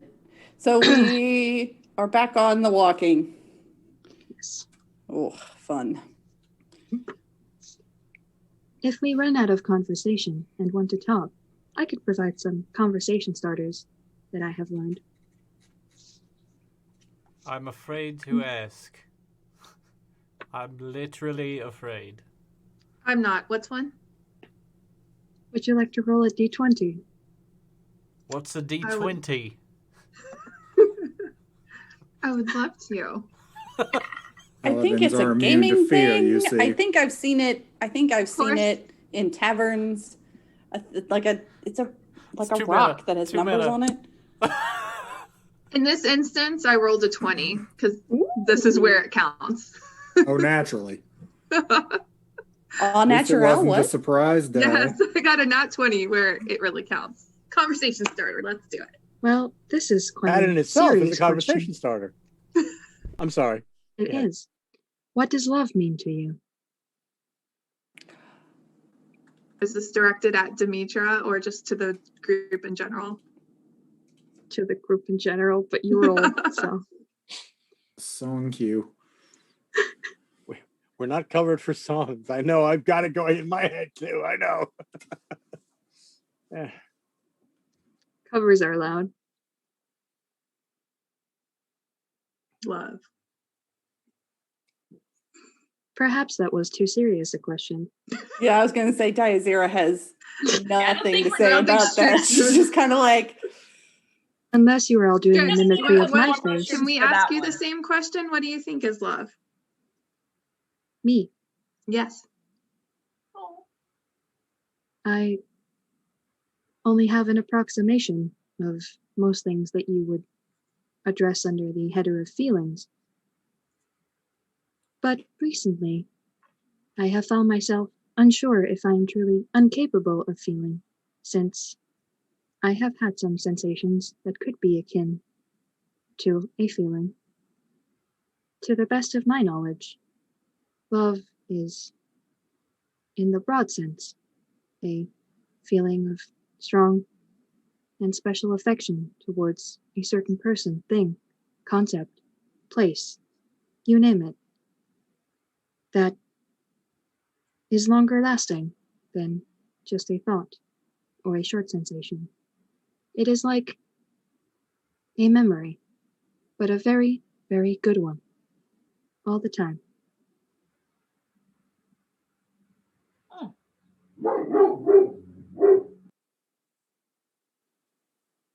Exactly. Was that accurate? You probably have a better sense of love than I do. So I would say yes.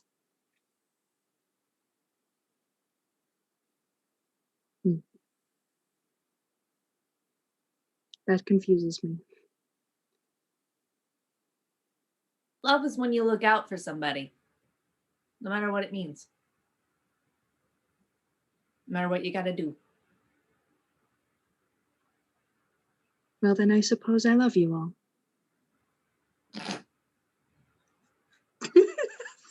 Squeaks just starts cracking up. Squeaks is just like very heartfelt moment. Yeah. That just surprised me. Surprise party! It's on brand. I was not expecting that to be so sweet. It's so hard to keep a straight face when Bob just like Shush. It's a good thing you'd already gotten rid of the nose, otherwise it would have shot across the room. Yeah, the nose is long gone. Screw the nose. All of a sudden, Squeaky's nose just pops straight out. Hits the camera. Is this what you mean by love? Love is a sneeze. If I did not love someone who laughed at me, then I suppose I wouldn't love anyone. I do things that are socially awkward sometimes, and I would rather people laugh than feel bad.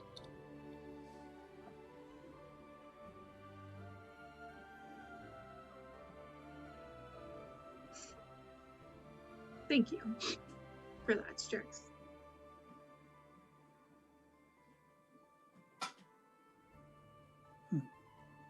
How about you, Sulfus? You've been very quiet today.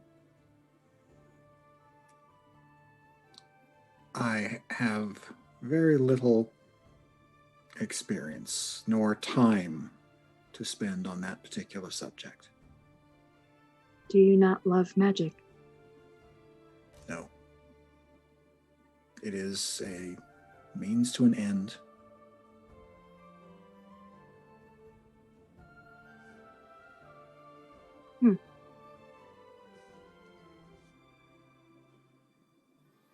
What about you, Diazira the Cynic?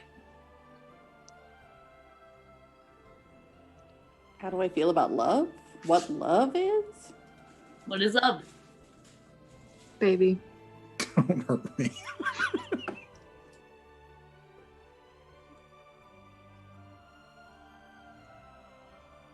I don't know. This is fair use, don't sue.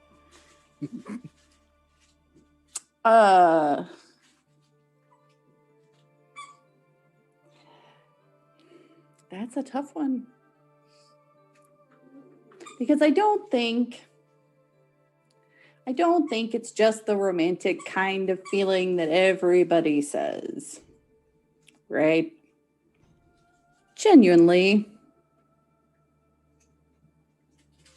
It's probably a lot deeper, but also a lot shallower. Like, I feel like there's, like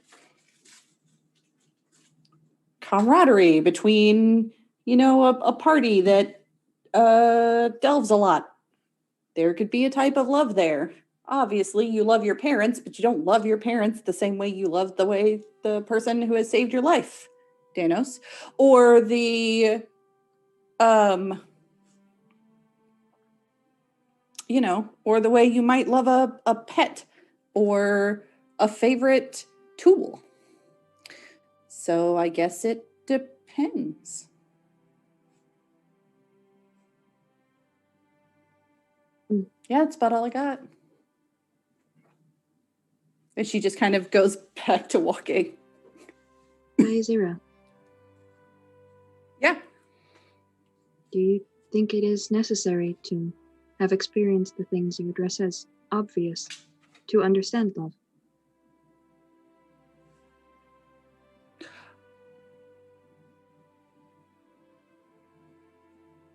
I ask because I myself have neither had parents nor pets, nor family.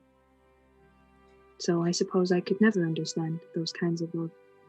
No, that's actually not true. I don't think. Like my family very much. I just found a new one. Yeah, I would argue family's what you make of it. Your adventuring family could be your family. A group of friends could be your family, right? Interesting. Thank you. You're welcome. And she just turns around and goes back to walking. Hey, Danos! I would like to make a perception check to see if I can find literally anything more interesting than me talking about my feelings. Now talk about your feelings. I'm We're all rolling doing a it. perception Come on. Come on. And it's a natural one. I see nothing. Nope, Dude, you've she's been just like, roped in by fate. And Bob. Oh. How long does this oh, crap. Okay. Oh, trying to find an escape. You're just walking along, and Bob or Squeaks just keeps like up to your eye level, Yeah. Just hopping into making frame. eye contact. Hey, Danos. Hey, Danos. Danos! Hey, Hey. Danos! What Hey. do you want? Hey, What does that mean? Love means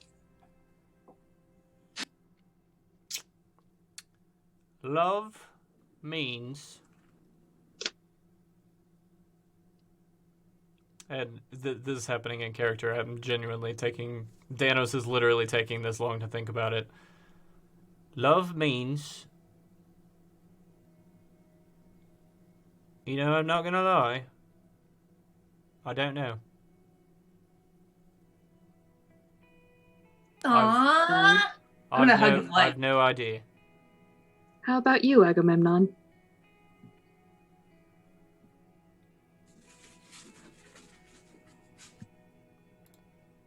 Click. Ah, you thought you were safe, Dragon. You thought you were safe. Click. Malfunction? Malfunction? It's an accurate description. I know that I have spoken with you, click,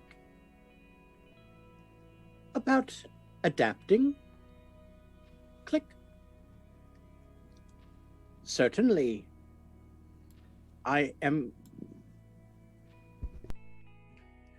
if I am given a charge to take care of, click, it is someone that comes under my care, click. I do not understand fully emotional constructs yet, click.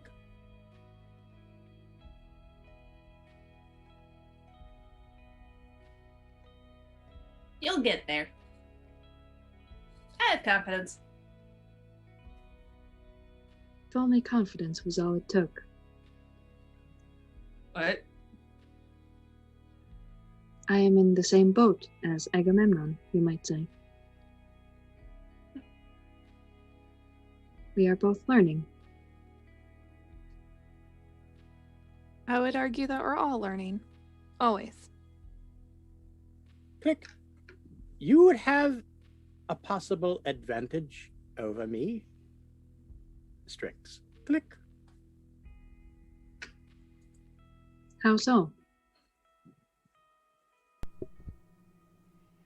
You, while similar to me in many ways, click, are a fully sentient being. Click. I am not. Click. I have been given a semblance of sentience. Click. But I am a construct. You are not. Click.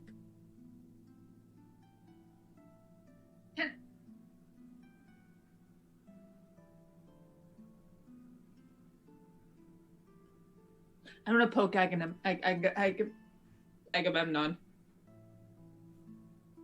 Yes? I don't know, I just wanted to poke him.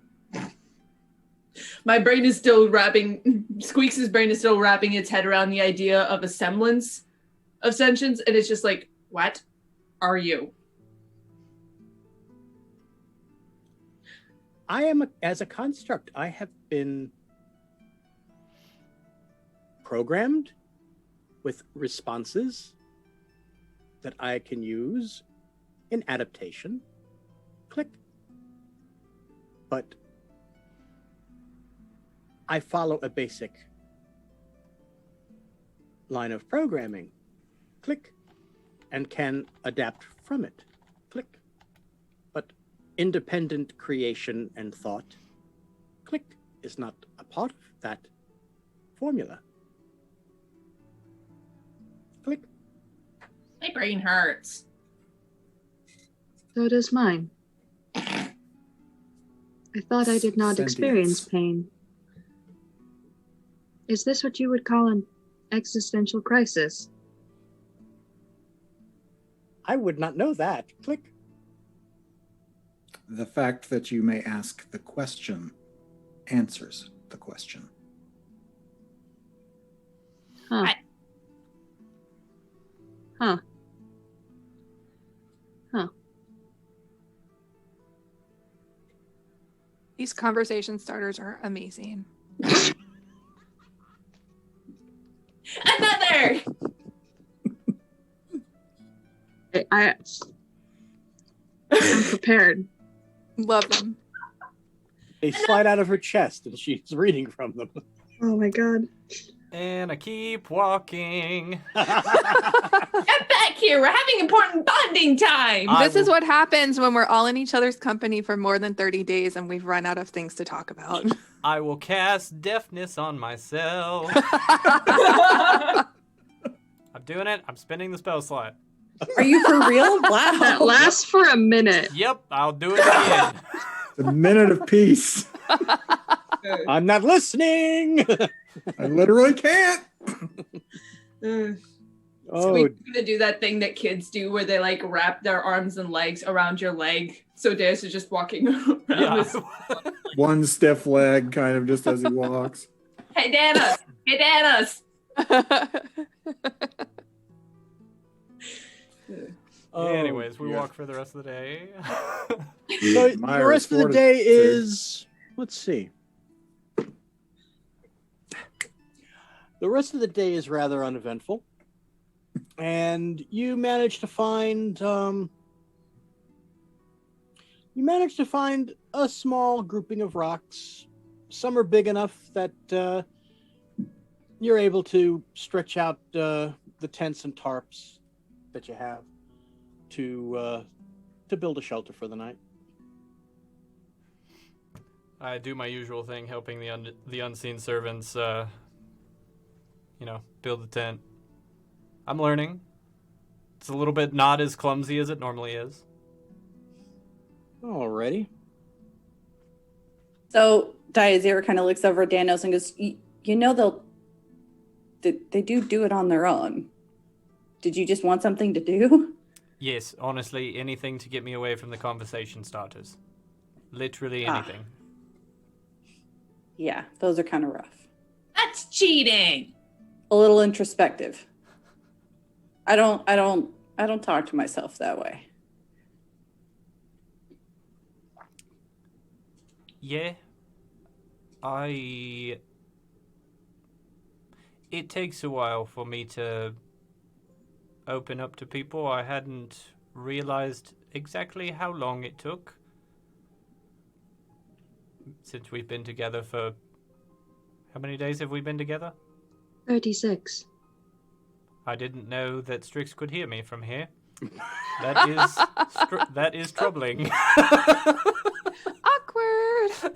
It's 60 feet, Danos. 60 feet. I found that out 30 days before, if I recall correctly. It's a So we small know camp. Danis' memory is about 30 days long. And I hate to break it to you there, buddy. You're very, very tall. I'm very, very short. I kind of have to yell to talk to you. That is true. I had not thought of this. If you don't want Also, people your to hear voice you, maybe you projects. should come closer to the ground. I will sit crisscross applesauce in front of Daizira. So, wait. How far from Strix are we? Never more than I will 40 crawl feet. 61 feet away from Strix. Which I imagine is quite a sight. He butt shuffles. Yeah, Do you- follow me. As I butt shuffle all the way out there. So she. Yep. Anyway, I don't open up to many people. Don't read anything into this. I'm not about to start now. But Fair. I I did don't- poison you. that was fun though. I regret nothing. Anyway, it takes a while for me to open up to people. I hadn't realized how long that period of time was until this trip, because I've never been with the same people for this long. But apparently, I'm quite emotionally detached. You walked away from the robot to say that. Yeah, he's expressing private thoughts. Yep. I just think it's funny. So, I hadn't realized the out of play hilarity of that until just now, Ernie! but Yep. you're right. Flip list. so Daizira just kind of looks at him and goes, yeah, being a loner's tough. It's not the most fulfilling, but if the only risk I'm taking is mine, it's easier to take the risk. See, on that we agree. I don't trust anyone, but I trust that you all will not stab me in my sleep. So that's something. Not on purpose. Look, I could trip with a knife in my hand. You never know. Noted. she just busts out laughing like loud enough that it would carry over the 60 feet. She's like, just so loud. Love it. Well, good talk. And then she just kind of winks at Danos.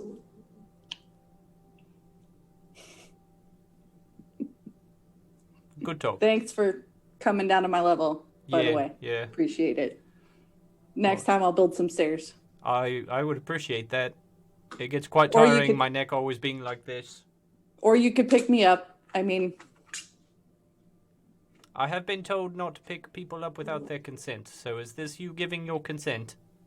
just ask me before you do it. Yeah, alright.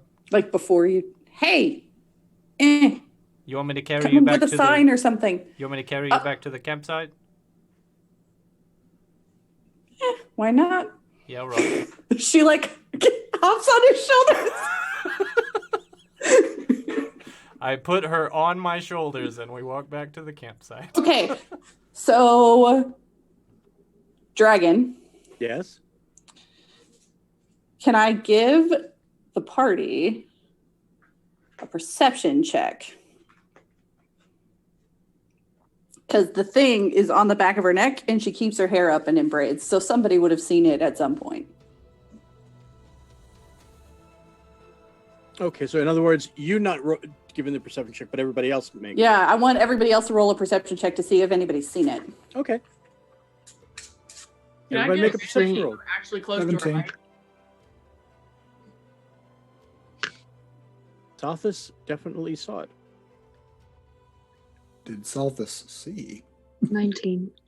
I was going to see what all everybody Salthus and Strix did who all see. gets it, who all sees it. Dimitri, you just did notice. You just noticed it. I'm too short. I got a nat 1. You got that one.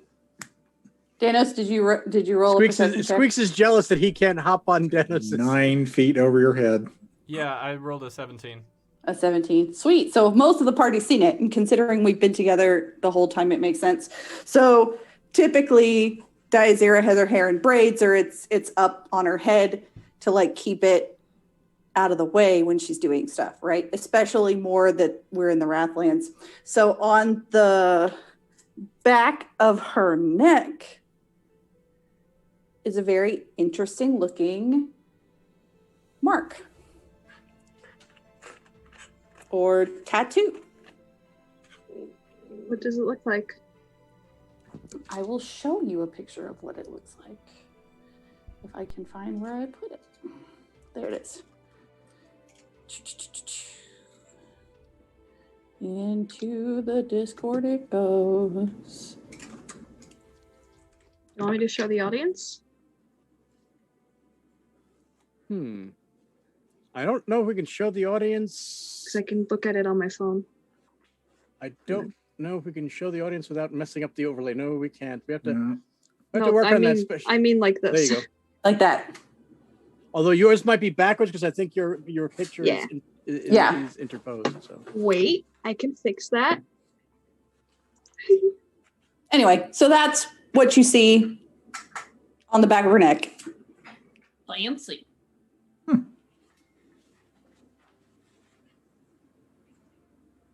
So has everyone seen this, or is this something we just noticed because she's been carried by Danos?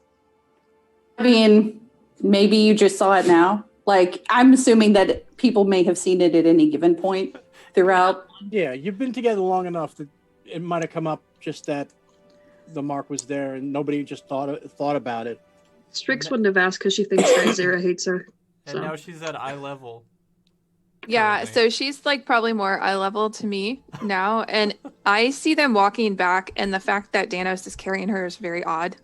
Because they were 60 feet away, and all of a sudden they come back like carrying each other. Yeah, the last thing you hear is Diazira like somewhat like loudly laughing. And then Yes. Yeah. 60 feet is like 20 steps, right? Like meters. No, wait. 30 meters. 30 steps.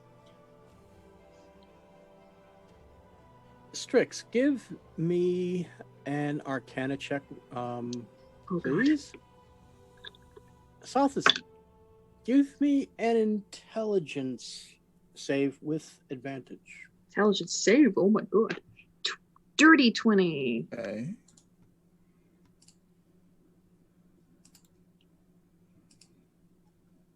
I'd say I probably make it with a 26. Maybe. You both realize that this type of mark, it flashed something in your mind that you hadn't seen for quite some time. Southis, you realize that it's kind of along the same lines as you think back to those gnomish artificers at the main office when you were coming through. Mm-hmm. They were working on those stones. You noticed a couple of pieces of paper that had marks similar, though not identical, to the mark that's on the back of Daizira's neck. Strix, you know the same thing because you've seen some of the sketches of these different various marks that the artificers have made. Although you're not 100% sure of the origin of it, you do know that those stones were found again in like a 50-year dungeon. And apparently that is where the copies of these marks came from as well.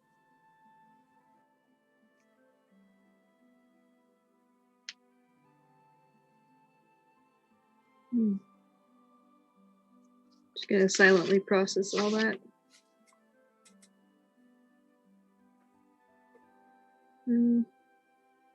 Because Daizira's dungeon is a how many year dungeon? 10 year. Interesting. Right, but they were found in a 100-year dungeon. I thought you Or said 50 year, excuse me. Yeah, The stones exactly. The stones that's were why I found was in a looking 50. The stones were found in a 50-year dungeon.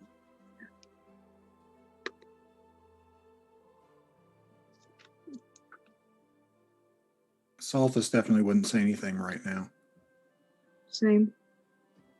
But I think Dimitro is about to. I was gonna ask.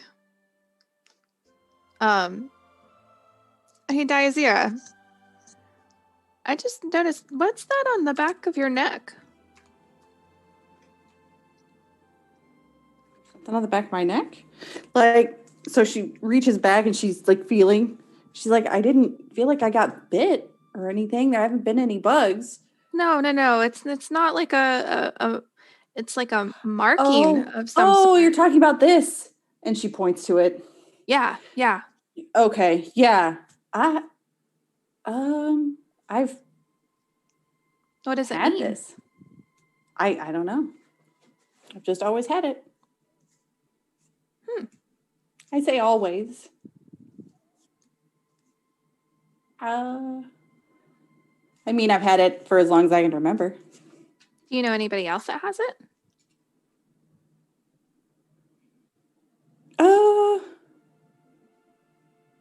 I think it's a family birthmark, maybe family mark. You definitely know that your mother has it. Yeah, but she's not going to admit that.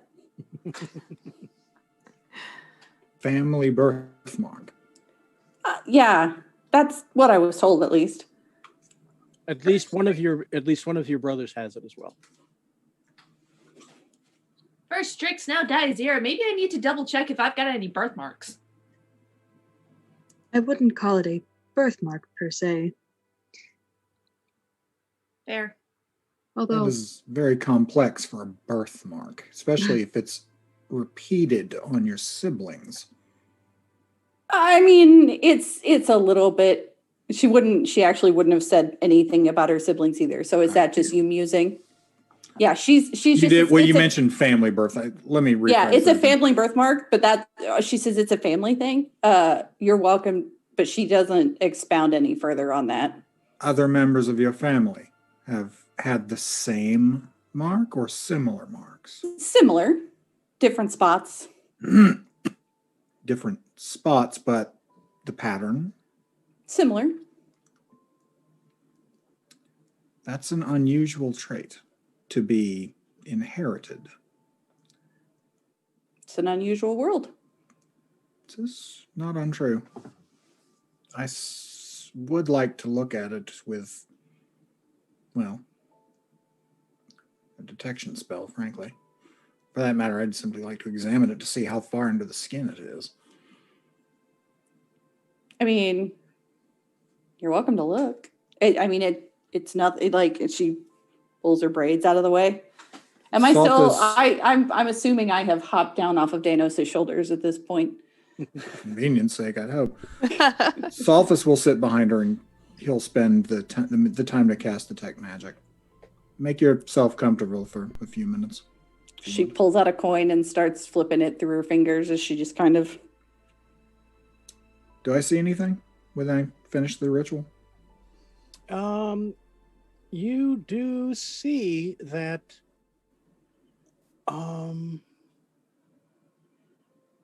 It does indeed radiate some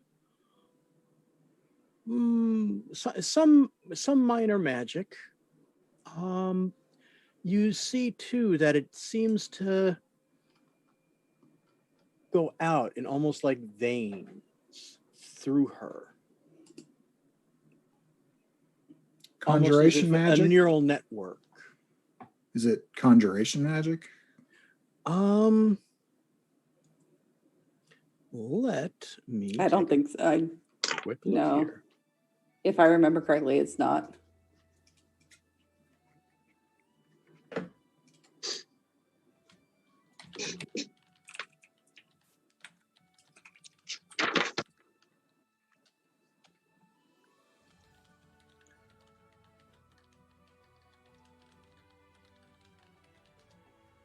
All right, just 1 sec. I'm sorry.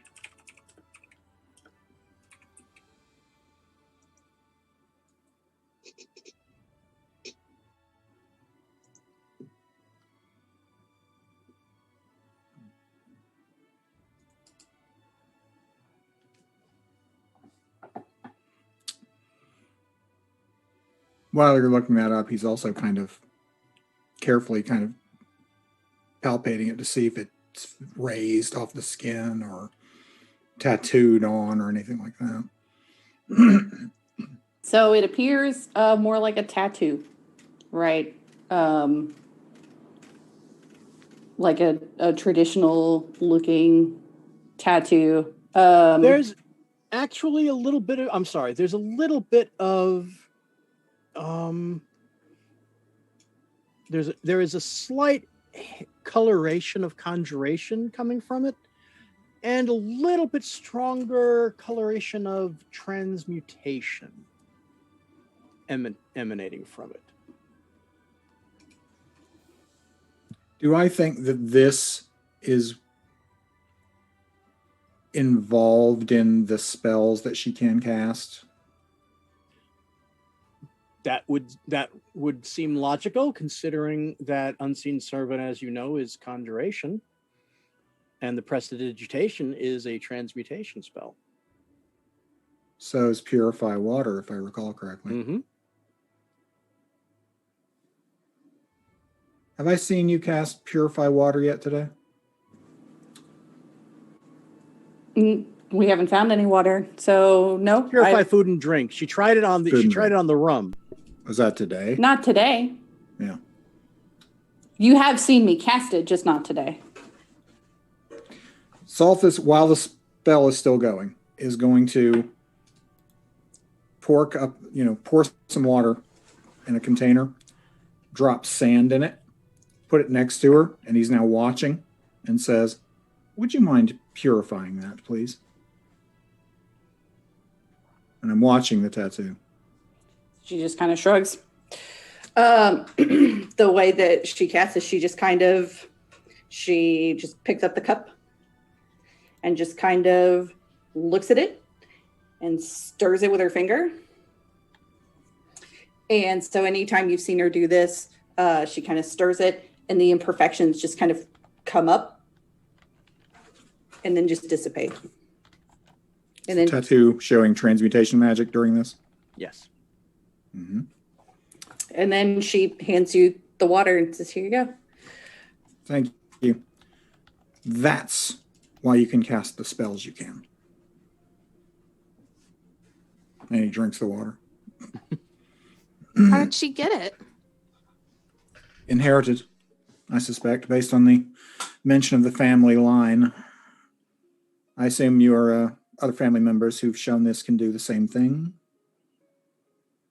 Similar effects, perhaps? Similar things, yeah. Comes in handy in the end. Surely you've heard of sorcerers before. That's sure. One instance of inherited magical ability. This is simply another one. Well, it appears we have solved your mystery, Salthus. Isn't that always the goal? He is going to back up and sketch this into a journal. Do you still need to keep looking at it, or? I do not. Thank you. Excellent. She kind of stretches after sitting for so long, pops the coin back in her pocket. She checks so at this point, we've camped, right? Mm-hmm. We decided we camped. Okay, so she goes and checks the fire, make sure that, everything's kind of in place and that everybody is, comfy and settled in. Squeaks is going to go sit next to Salthus and look at what he's doing. Strix looks very not comfy, but she has all day. So Danos is 100% asleep.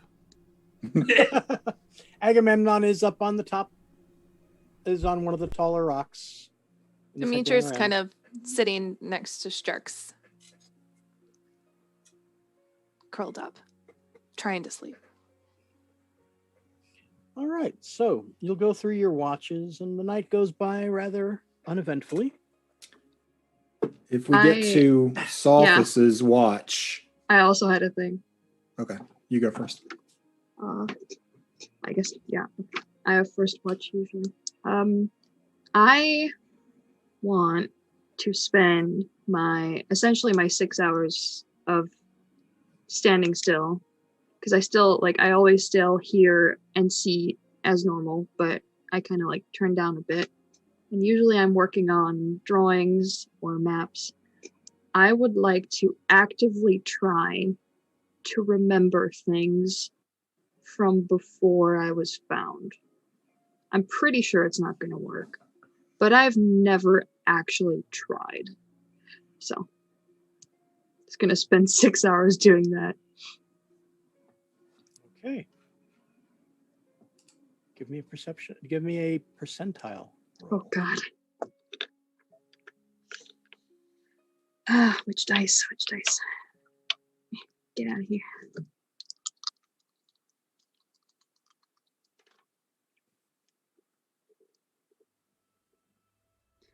$96.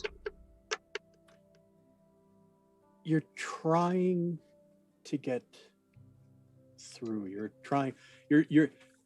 You find yourself actually trying so hard that you're saying inner peace. inner peace. Or more like calm. Inner peace. And And all of a sudden, like Susan Dana's Powder, fart, she yells, and then you hear "Stop Dana's the fart in his insanity!" sleep, and that distracts you. Yeah, this is during someone else's watch, because this is during my, like, rest. So, and you're trying to go back. The first thing that you can consciously remember is opening your eyes inside a musty room,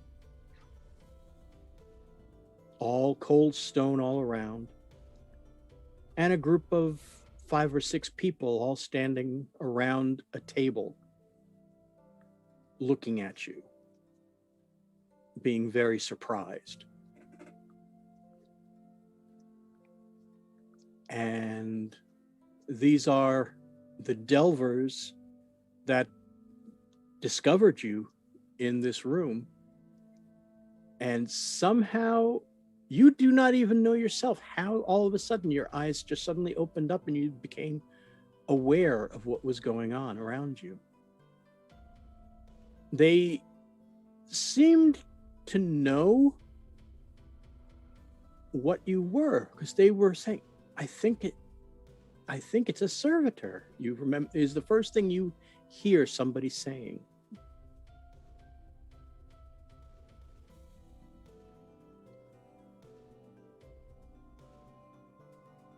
And trying to go back a little bit farther.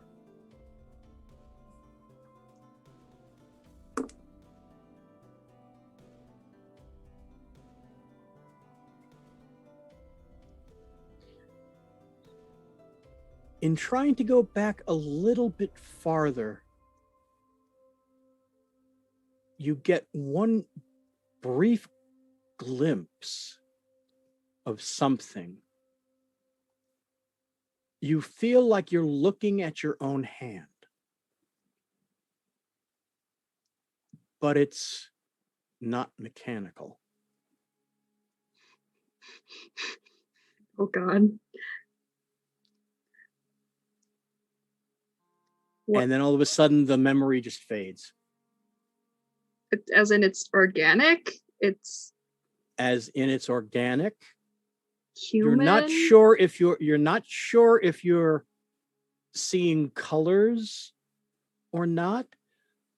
Everything is in shades of gray, including your hand and your forearm. Are there any marks, or is it just like clean skin? Nothing that you can see on your hand or at least your forearm.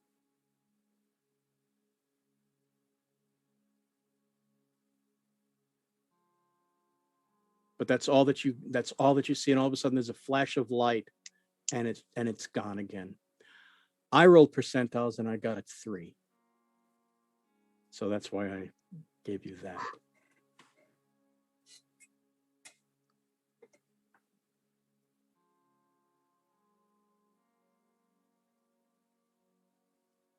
Okay.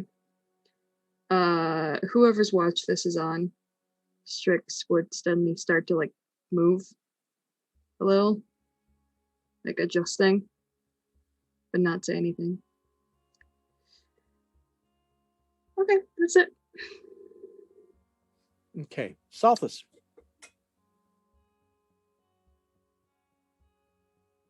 The only person who would be awake would be Strix, other than And Agamemnon, yeah. and Agamemnon. Yeah.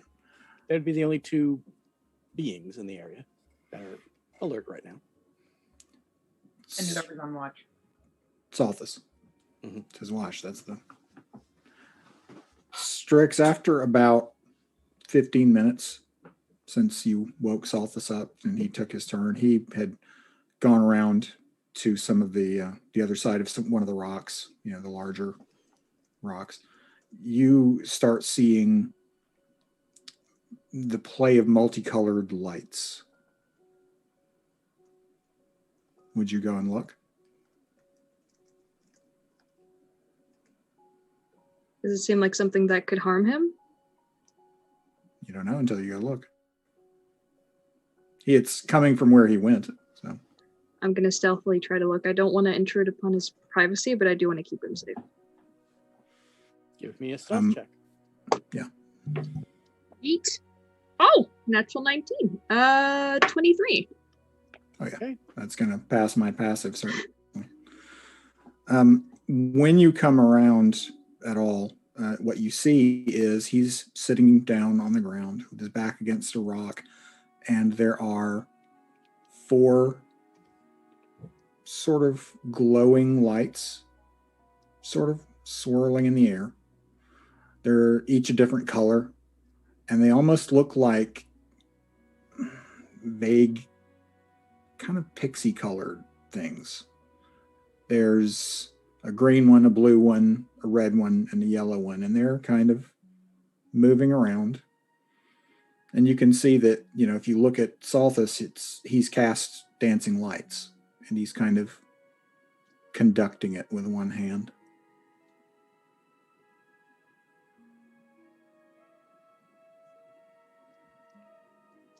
Can I choose to take 2 non-stealthy steps just so like he knows I'm here? I've seen him. Sure. But I don't want to purposely- initiate conversation. Like I'm just going to turn around and walk away, but non-stealthily. Because like I don't know whether he wants. Sure, if you want to Yeah. be purposely discovered, that's easy enough for you to do. Yeah.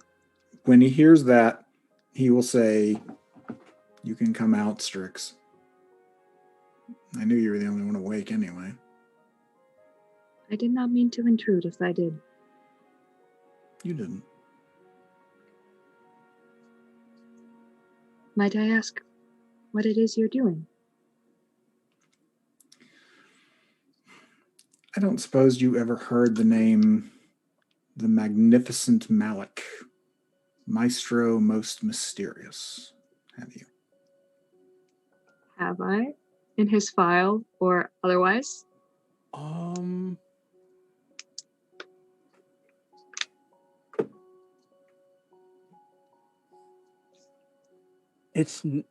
It's actually not in his file.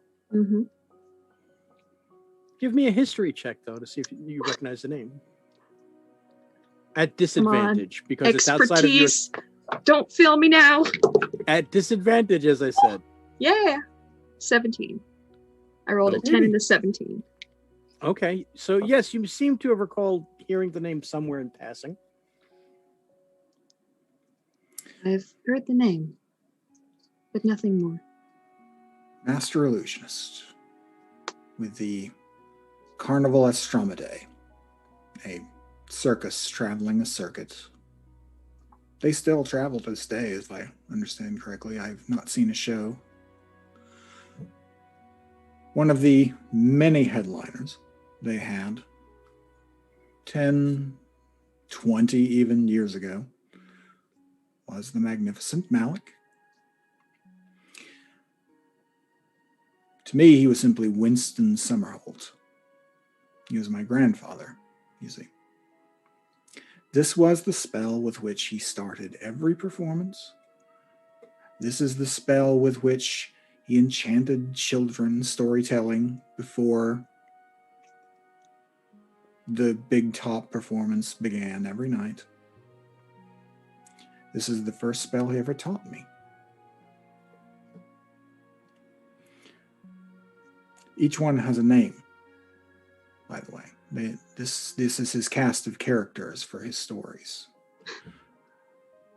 And Agnes, Brother Bossard, Cousin Cadfellow, and Grandmama. That's all their name. He told such stories about these characters. And then for his true performance, of course, he's a master illusionist, an enchanting performer. He would go out into the big top and he would conjure beasts, make the sounds of the ocean. And for the end of his act, and thus the maestro, he would summon a full phantom orchestra and play the most beautiful music.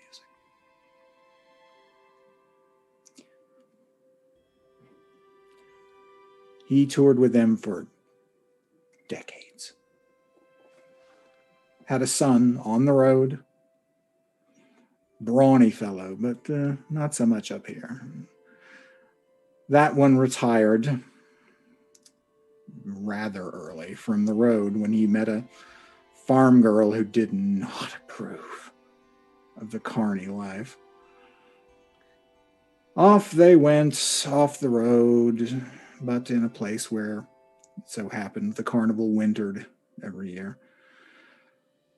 So by the time my grandfather came back, he had a grandson. You. The same. The first of 6, actually. All the others girls. My grandfather returned every year as the carnival wintered. Vain man, terribly vain.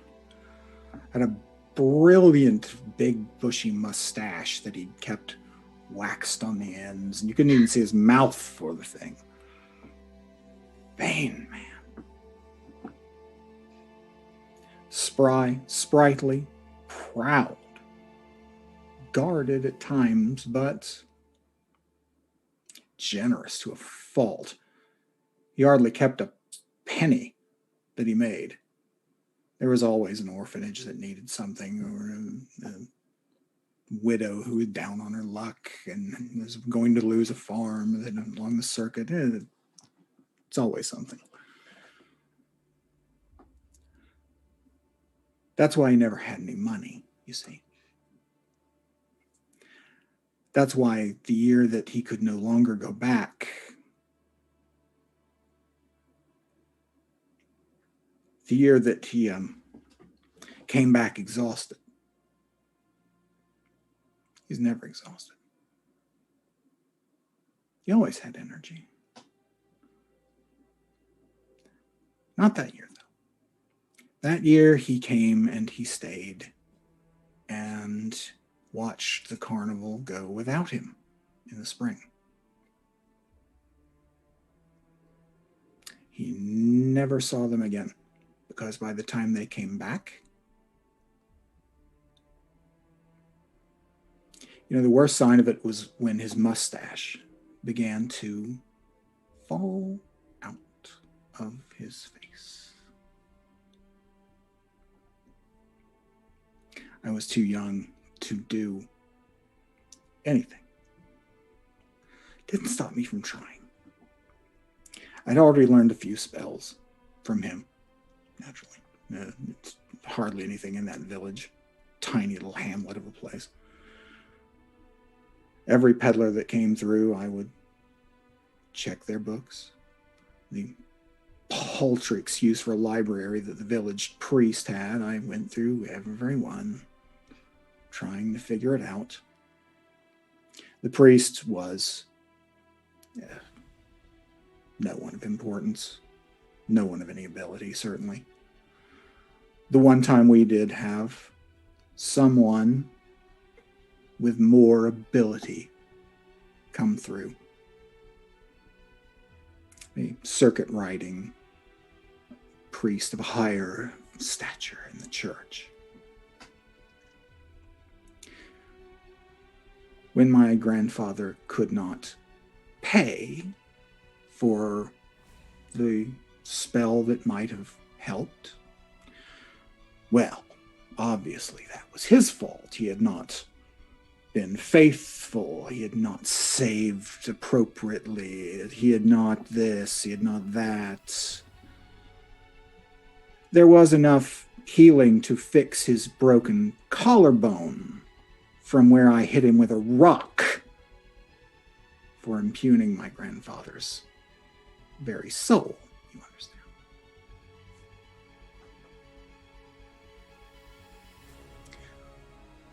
You asked about love.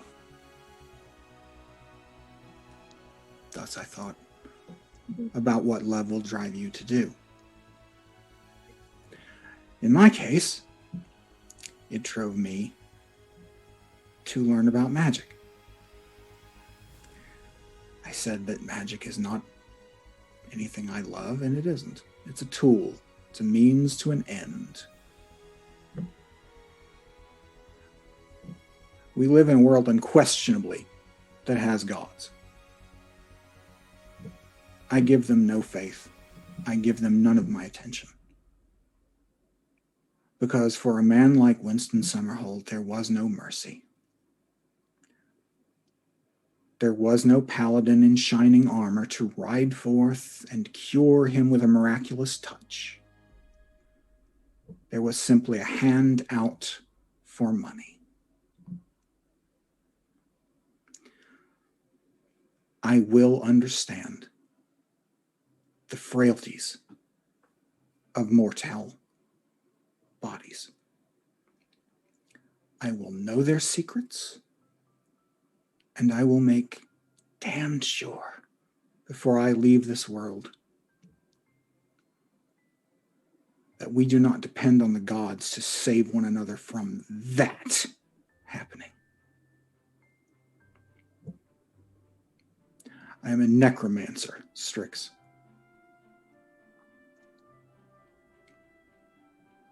I will not allow death to take any more grandfathers. That is what love can do. It can turn you into me.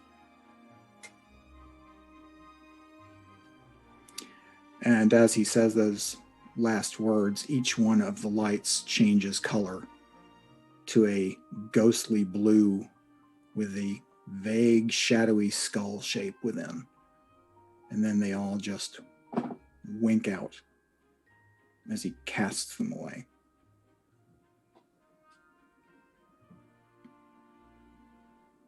Quick question. Who has last watch? Me. Okay. So you could wake up during That's that why I if was you- asking, because Die Zero wakes up early. Yeah. Before you go any further, Trav, get a point of inspiration, my friend. Well done. Bravo. Thank you for sharing that with me, Selfless. I think you are in a position uniquely capable of understanding what drives me in this. I do.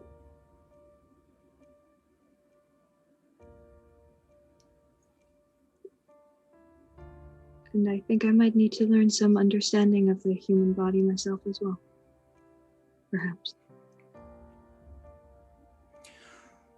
When my work is complete, I will be more than happy to share it. Until then, I do not yet know enough. Do we ever? I'll find out one way or the other.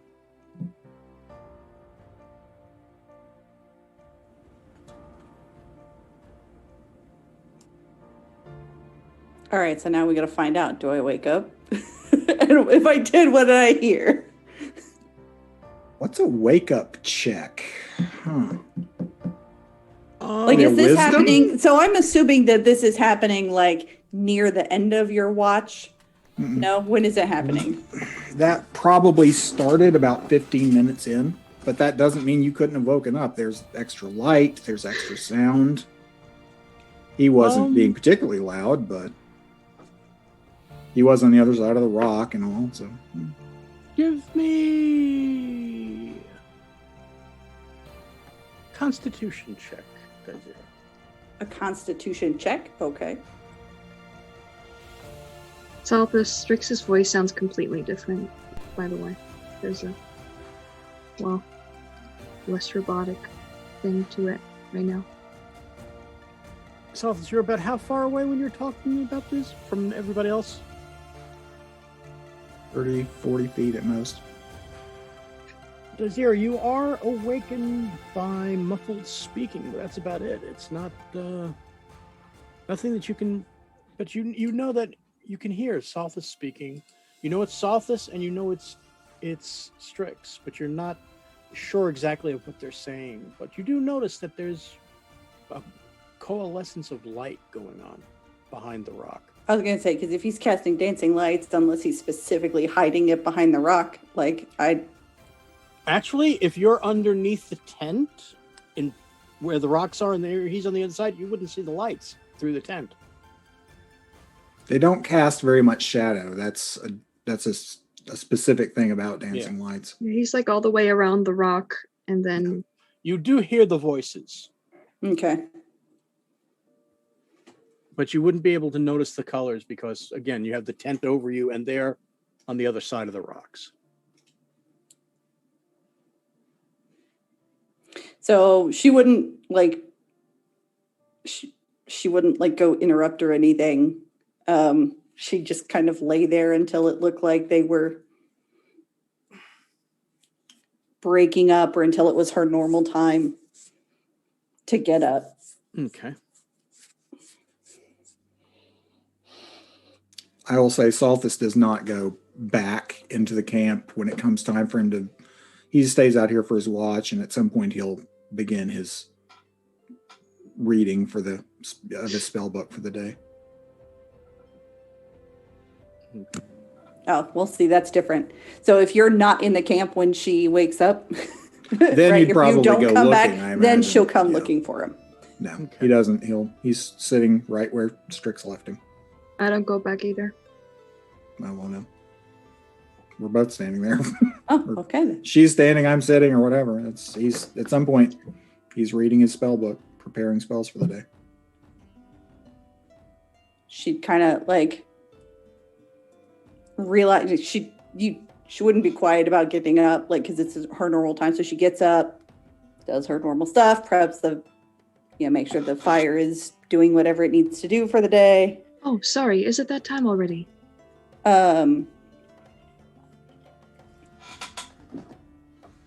Assuming, Zira. like she would have just she'd come around the rock and go, I mean, yeah, but it's no rush. Everybody else is still asleep. Still early. Let me help you. Sure. All right. Does anybody else have anything that they want to add for their watch? I was gonna say something about how Squeaks looks. His fur is kind of showing up a little darker. His roots are showing.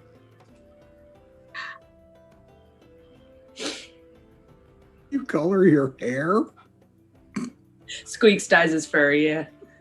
The His roots are things you showing now. hear around the campsite. Really? Okay, so what's his natural color? I think almost like a dirty brown. Like most wild bunnies. So he bleaches his hair? Yeah. He bleaches himself white usually, but like 30 days in the wasteland, his roots are starting to show, and he just looks slightly dirty. Oh, He's starting to blend in with the sand a little bit. oh dear. Oh God, you're an influencer at summer camp. It's terrible. Far off. Even as far as like personality goes, it's... Oh Lord. Okay. All right. So we're gonna fast forward a little bit. Everybody else get your long rest. Recommend what you do for the long rest. You get your points back, your slots, or anything else that you need. Any uses of your abilities. We're gonna fast forward a bit because we're actually getting to our time for the night. We're gonna fast forward to the 39th day. I was gonna say, Strix is like on the cusp of a full-blown panic attack that morning. So. The next morning? On the 36th. On the 37th day. All right. So if you want, I can eat it up inside for 2 days. That sounds exactly like me. Yes. We can do that. So 2 days later, Salthus, you see a familiar silhouette in the distance. You see what looks like 4 white stone spires coming off of a dark mountaintop. The Raven's Crown, as it's called. One and all, may I present you the Phantom Mountain of the Ravensfjord Dungeon. But you notice something slightly off about the front, because as the sun comes up, you can see it. It's still a bit off. A few more hours and you'll be there. But for some reason, the archway in, the entrance to it, is further up the mountainside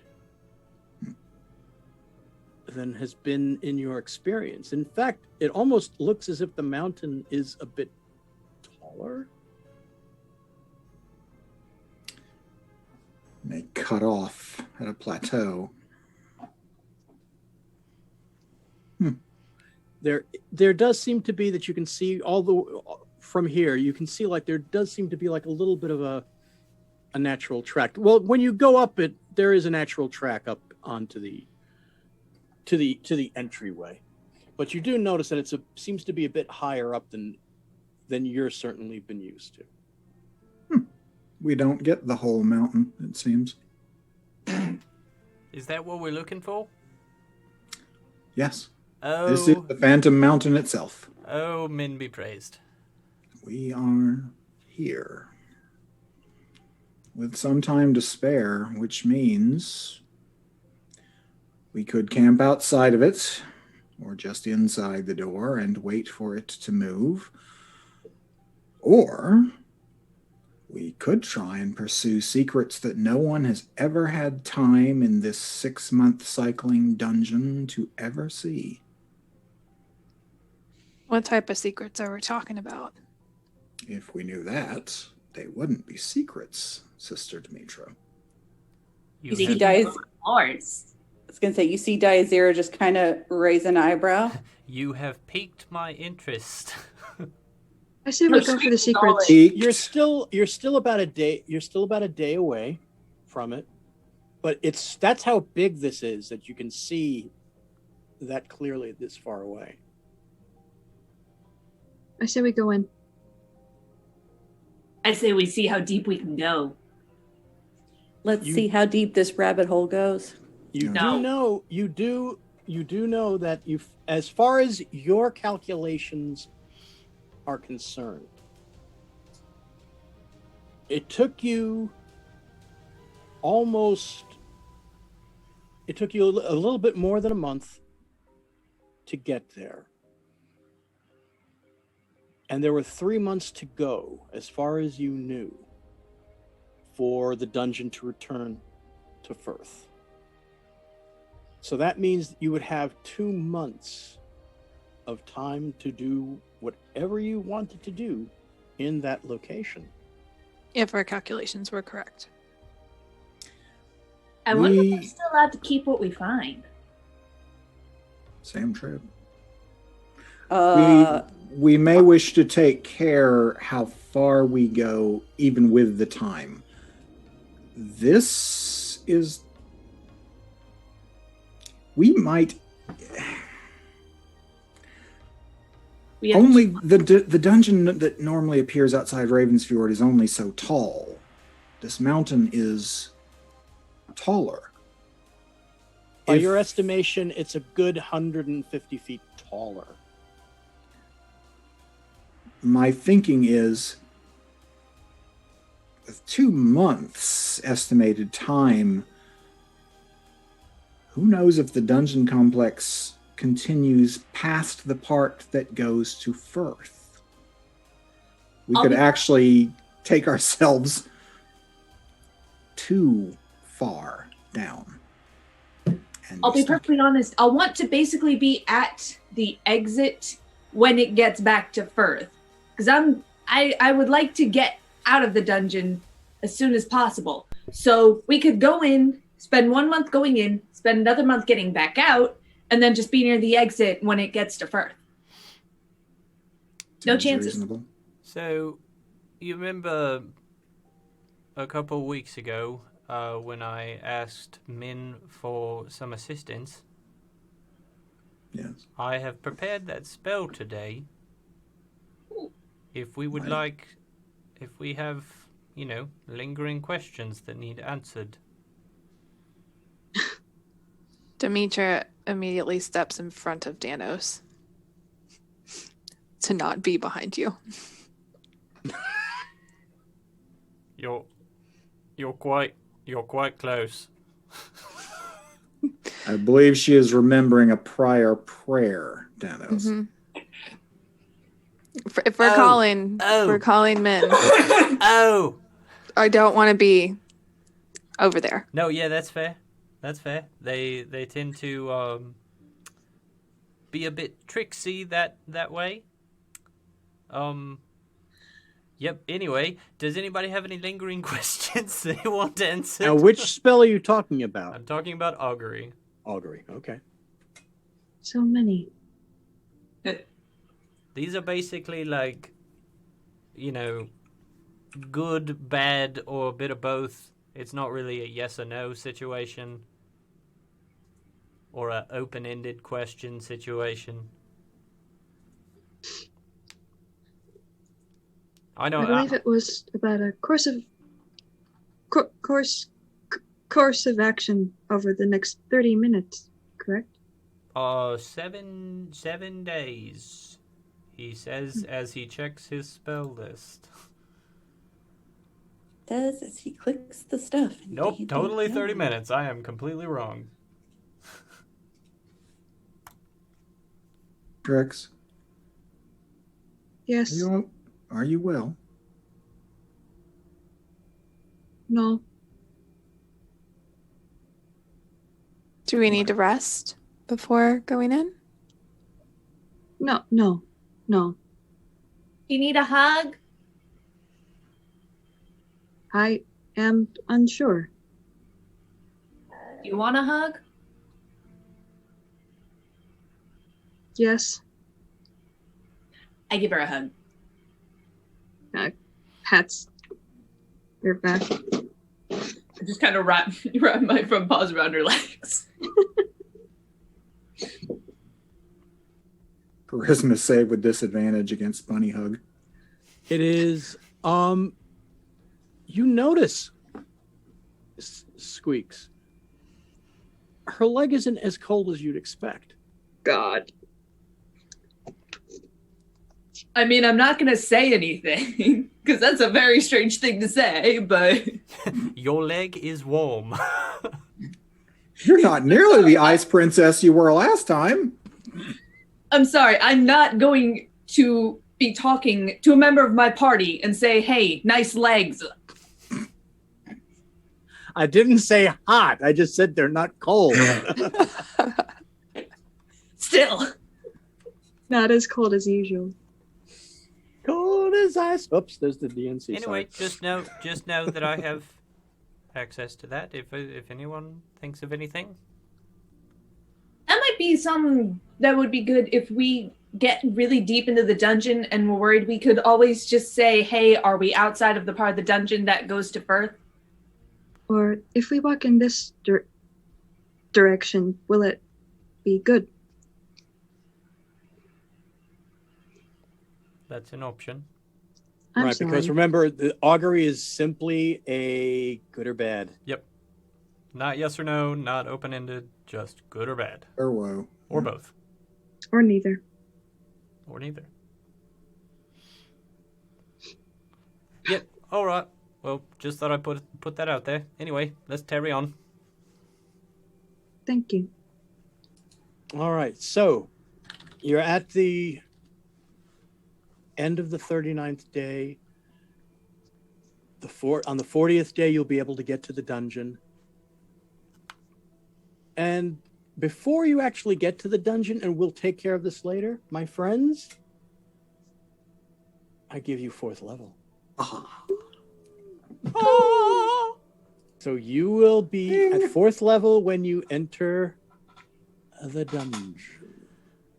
So we're actually going to do your hit point rolling after we go off the air. We will record it though, and we'll post it up on the YouTubes in a couple of days, so you can see everybody's reaction to the dice rolling and everything. Wonderful. But before that, we are going to jump ahead a little bit. It's the 40th day. Oh, I need to have whatever conversation I'm going to have. Okay. On that night. All right. I can't. Like, it doesn't have to be today in play, but we still have some time. We still have some time. It's just after 10. I'm also trying to think of you, because once again, to remind our viewers is that Lori is calling from a long ways off, y'all. So it's morning there, I'm sure, by now. It looks like night. It looks like it's an eternal twilight. Yeah. So the night of the 39th night before you get to the dungeon. Probably while everyone was awake, because I don't want to exclude anyone as well. And setting up for camp, she would just like, in very uncharacteristic fashion, blurt it out at some moment, like, I think I had a dream. I'm not sure. I've never had one. Maybe it was a memory. What was your dream?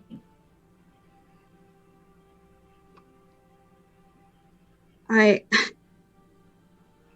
tried to remember the time before I was found, I suppose. And I saw something. Me, my arm, I think. I'm not sure.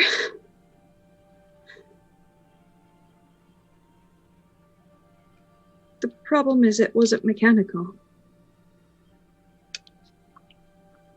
It was human, and with what Agamemnon said about me being fully sentient, I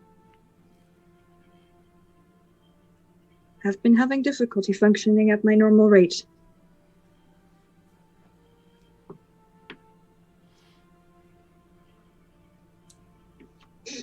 Squeaks doesn't know what to say. He's kind of stupid, so he's just going to go and give her a hug again. Probably sitting down, so this time he can actually... Big fuzzy bunny hug. Salvis would go and kneel down next to her on one knee. Strix, have you noticed that your voice has much more inflection than normal? No. Does it? Quite a bit. Oh. Perhaps it is the stress. Stress would be something on its own to consider, wouldn't it, in your case? I suppose that is a feeling. I'm sorry, I didn't mean to interrupt conversation like this.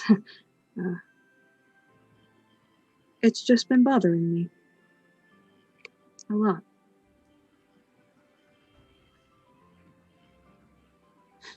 Is this the first time that you've had a dream or a memory like that? Yes.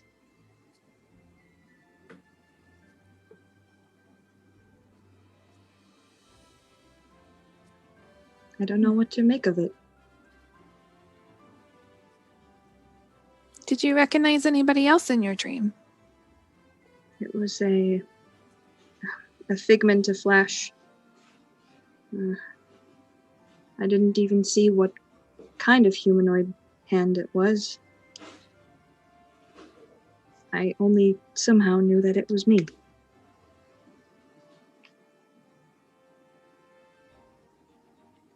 Or used to be.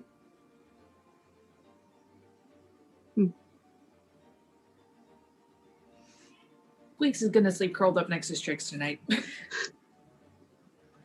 Squeaks doesn't know what to do about emotional stuff. He just knows proximity sometimes helps. Neither does she. She's just panicking. Which is also a feeling. Strix. Oh, yes, Alphys. Would it help if I told you an Auntie Agnes story?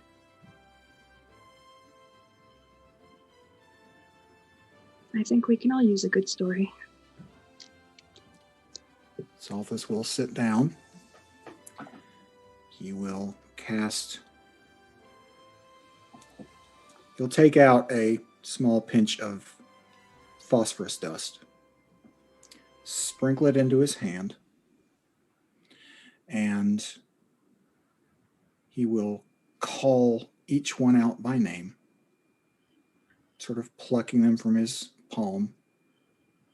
4 glowing, colored fairy lights. And he will proceed to tell one of his grandfather's stories,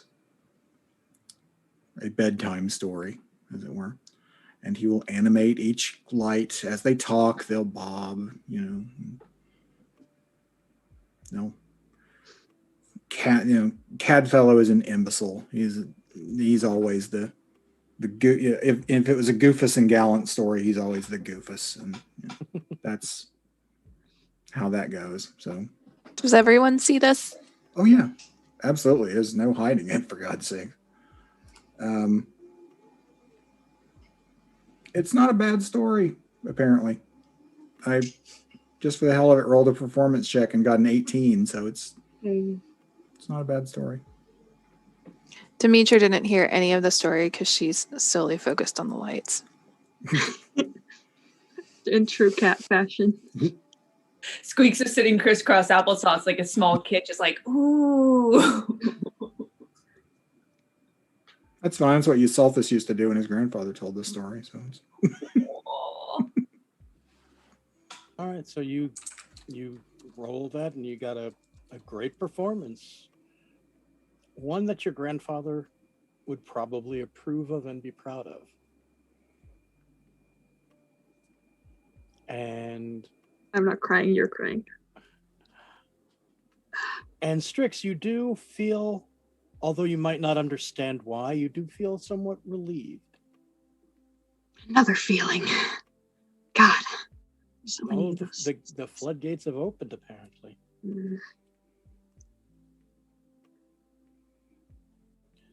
So, the night goes on, and as I said, we're going to skip ahead to the next day. You find yourself coming up the huge mountain looming closer and closer. You start noticing a difference in the landscape as you approach it. There's a small pond, but it doesn't look the same brackish water that you've seen. There's actual grass growing. This is as you get within 3 miles or so. And as you get a little bit closer, you see that the shrubs are alive.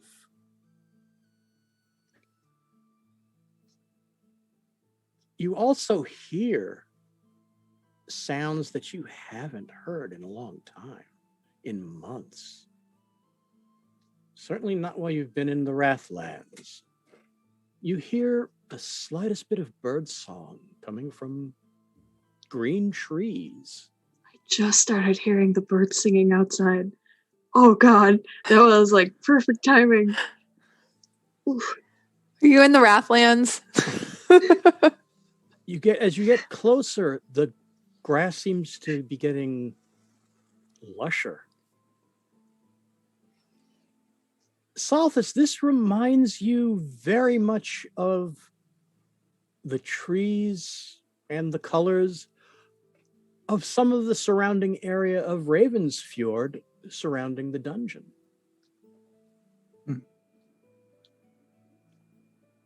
And as you come up to within about 200-300 yards, you start hearing and feeling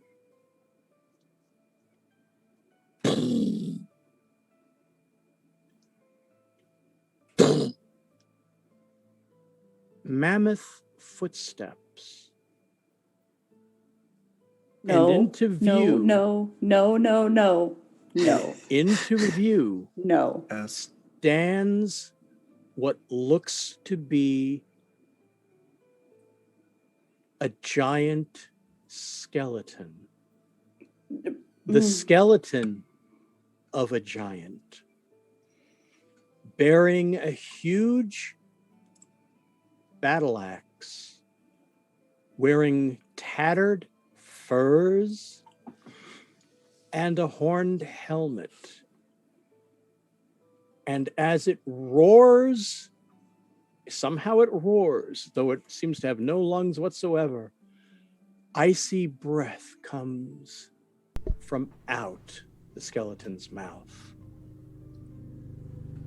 You will not enter. Guiding bolt. And that's where we are ending for tonight. And that's where we're going to come back in 2 weeks, folks.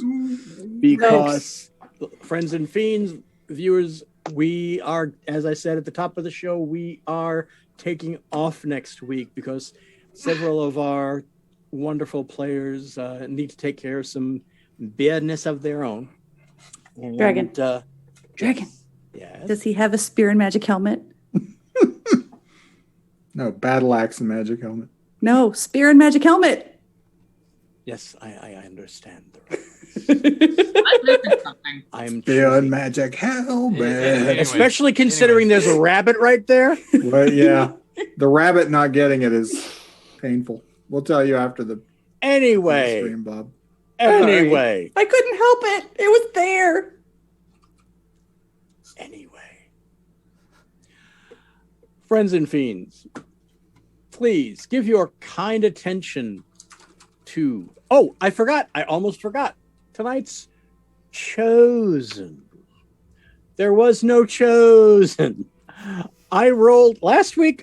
It's been a week, 2 weeks of extremes. Last week I rolled the entire party as the Chosen.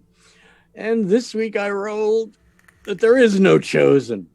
It's some of the adaptations I had to make because we have an extra player this time around.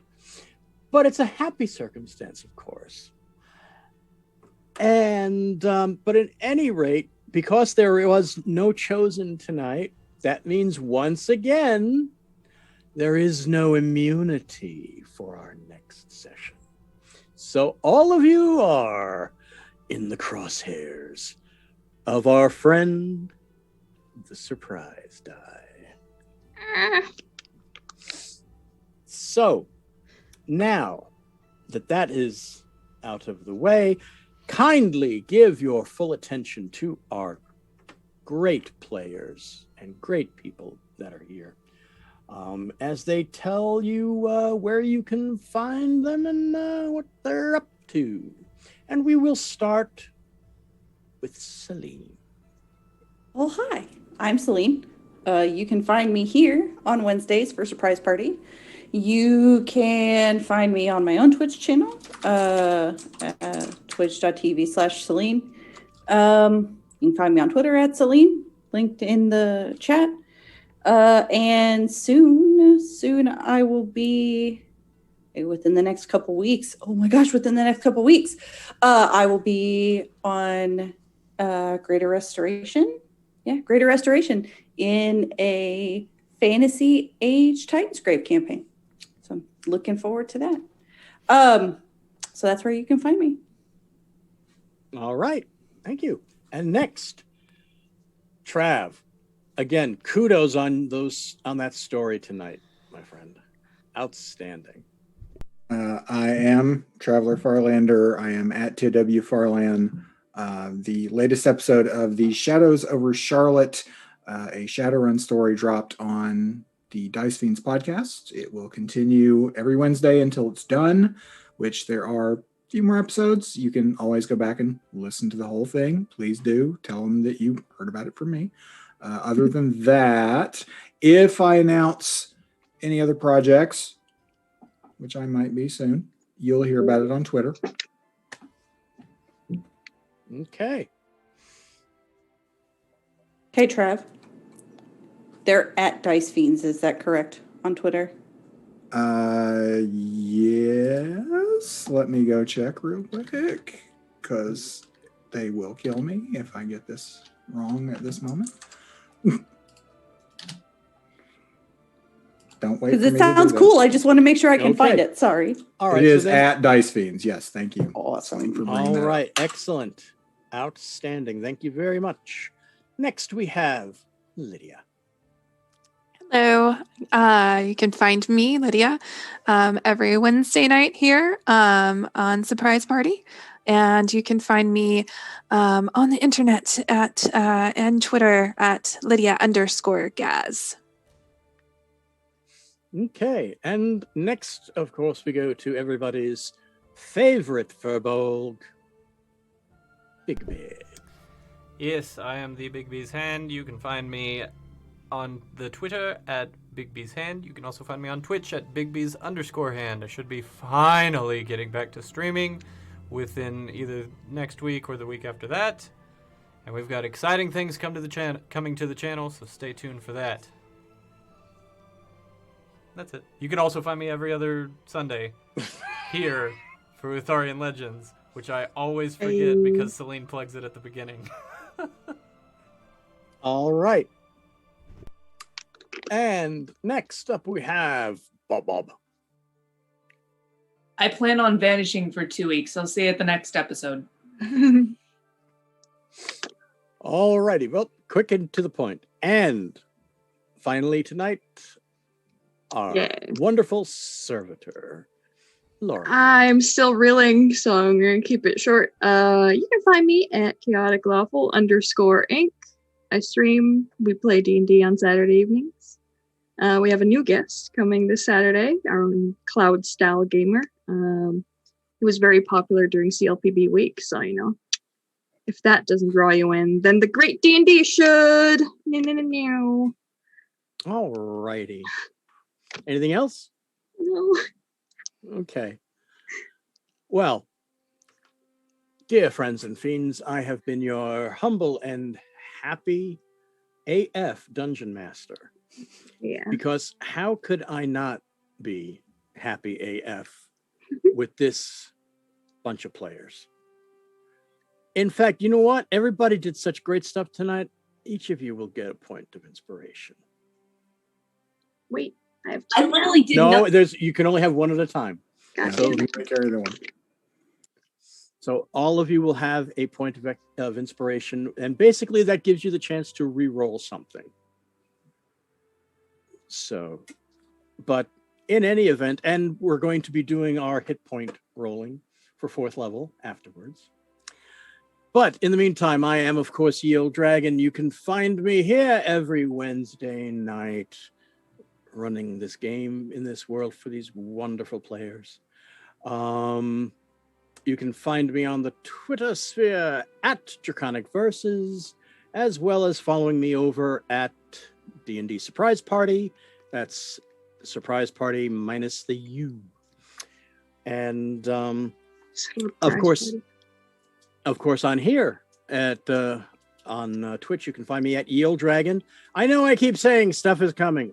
It's scheduling things that are the problem. As soon as schedules free up, believe me, stuff will be happening. But in the meantime, you can also hit ! Forsooth! Forsooth! Did you say click? Click. If you click at the exclamation point, you will get a link to my TeePublic shop where you can find all sorts of wonderful merchandise inspired by Shakespeare, inspired by D&D. You can find Surprise Party merch. You can find pop culture merch as well. And you can find a bunch of Pride designs. And there will be some more Pride designs coming within the next week or so. So if you want to stop by there, I would greatly appreciate it. And that's pretty much about it for now. I might have one or two other things in the fire. You might want to keep an eye on my Twitter, because something might be going on with another familiar group that hasn't been seen in a while on Wednesday nights. And you just never know what might happen when this season of Surprise Party ends with these wonderful people. So just keep an eye and an ear out. So, friends and fiends, that will do it for us tonight. So by all means, remember, stay safe, stay healthy. If you have to go out, I know things are opening up all over the place now. You know, do as you will. But if you're still not sure, it couldn't hurt to wear a mask. So make sure you take care of yourself and take care of each other. And we'll see you a week from next Wednesday. Good night, everybody.